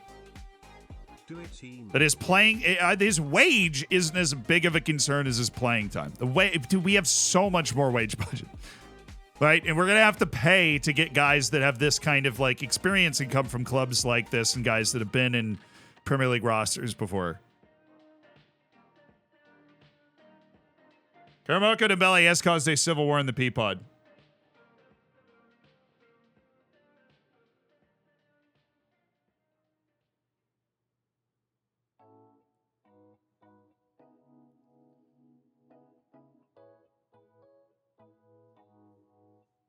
Does he have the consistent thing in the report?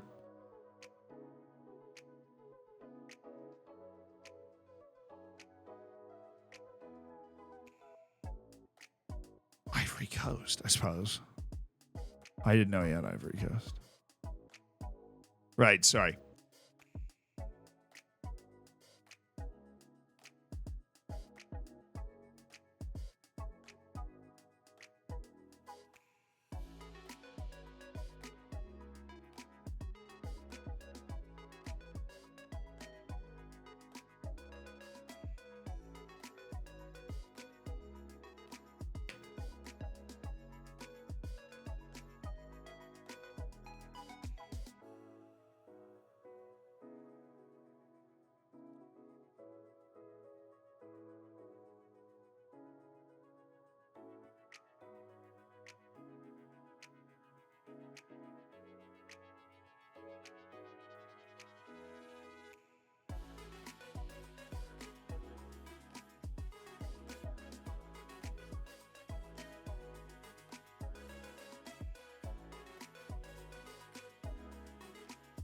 Yeah, it's 3-year deal.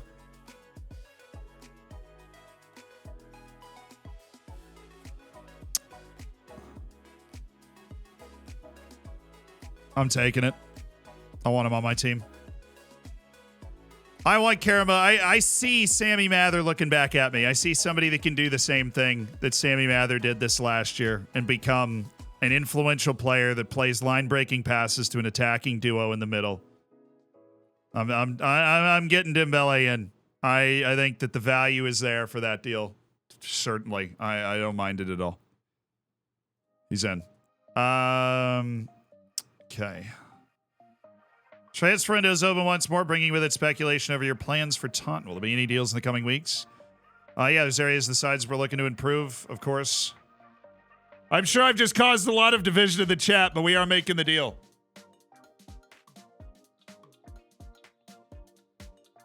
Okoronkwo POV? Yeah, I know. I know. Well, we like Okoronkwo, but he's going to slot into a more rotational role, obviously, now. Yeah, Mather's improved a lot as well. And I think a little what I'm leaning into is the poor guy has never been getting, like, in his life, has never gotten consistent match time. And he's still a good player. If we roll him out there in a squad where he's immediately a natural core fit, I think we're going to see the best of Karamoko Dembele this year. Of course, unless we find somebody better than him, which I won't be afraid with the amount of money that we have to make that signing and then try and reduce his playing time or get rid of him. Right? But also, Okoronkwo can play striker. So him and Akinwale can play striker pretty comfortably. So I wouldn't write out Okoronkwo entirely.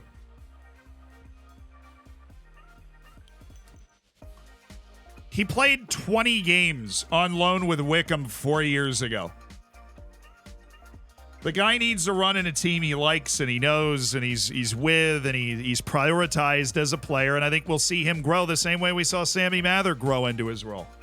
As somebody brought up a very important point. It's like Sammy Mather was improving all of last year. Upward arrows. As he was finally getting those minutes. And now he's a darn good player.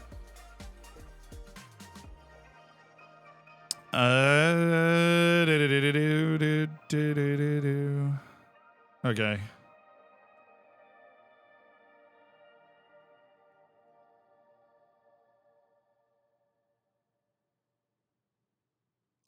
What am I doing? What am I doing? What am I doing with Alfie's contract's not running out? Who on the loan list from old Dundalk? Dan Casey, the Irish center back. He's fine. His contract's been re-extended, so he's on the loan list. Oh, no. Is Allison now? Great. Allison made a mistake, too. Great.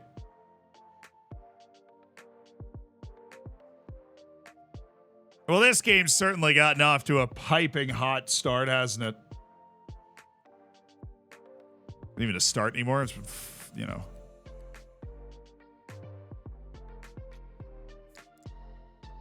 Ryan Loft is just not at the level, is he? This guy's a winger and a center back. That's fun.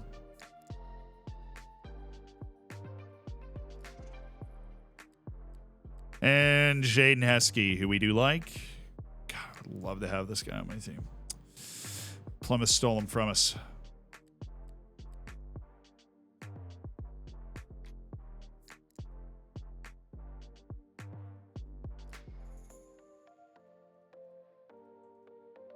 $21. We got 9 trial spots open. All right. So I want to go to Prim Reject Tracker thing on a sort like that. And I'm just going to find 9 guys. That's 8. 9 guys. Offer trial. And keep working our trials. Oh, a tough decision on Dembele. Let me go watch the... Time to watch Allison.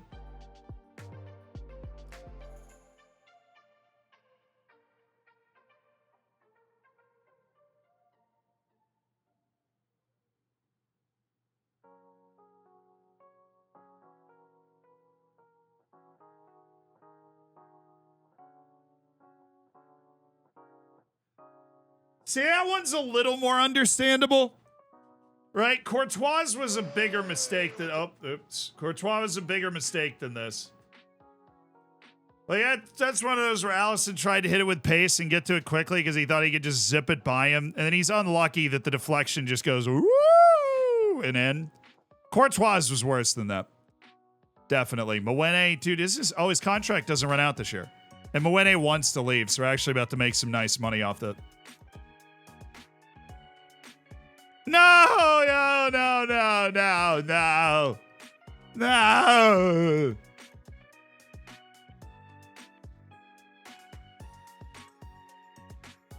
I want money for Noah Mwene, please.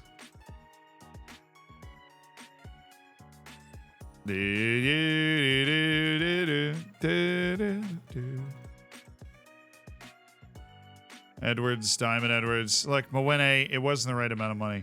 Finances weren't right on the deal. 325. No, that's not good. 3. No, that's not good. 275. Fine. I will offer you out for $275,000, even though I think I can get more than that, Noah. I'll take it.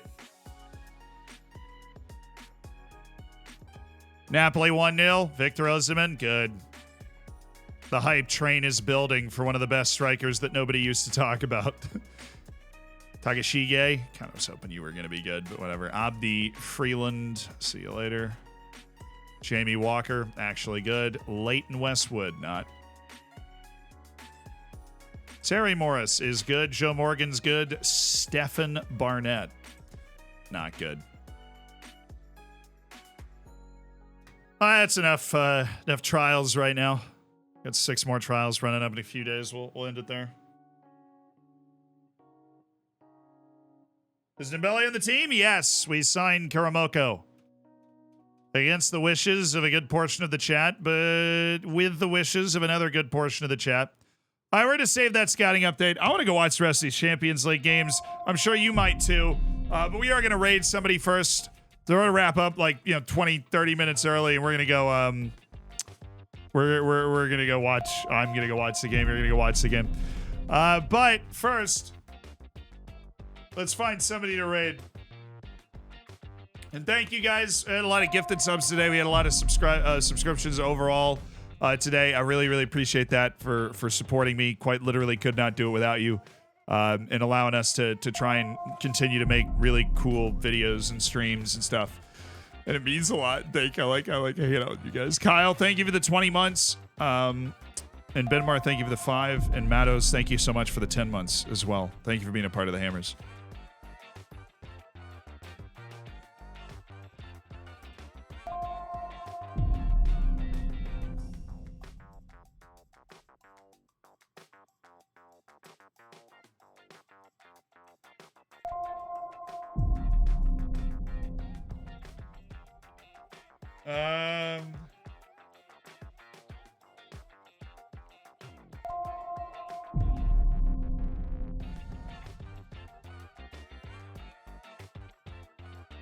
I'll find somebody to raid here.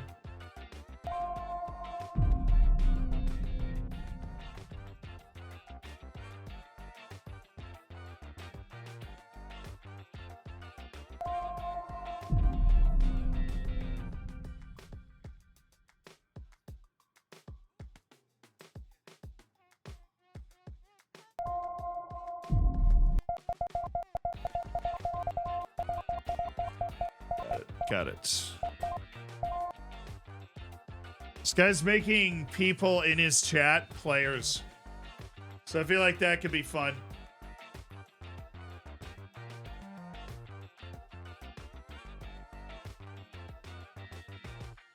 All right, ready to go. Get the copy pasta going. For favor. You can make that the copy pasta. That'd be fine.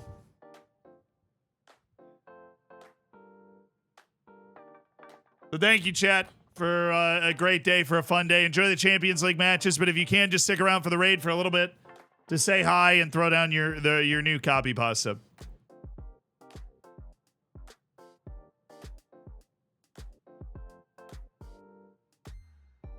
All right, guys, bye.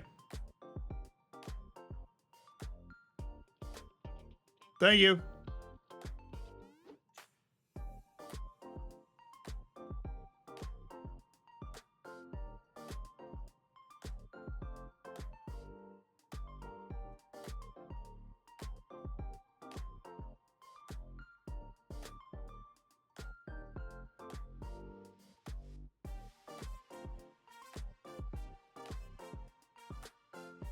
All right, word of the day.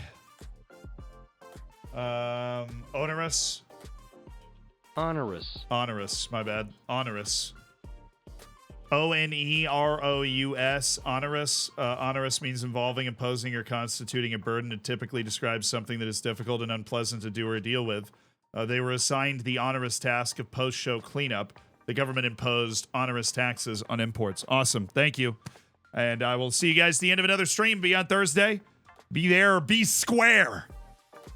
Unless you want to be SpongeBob. He's kind of cool.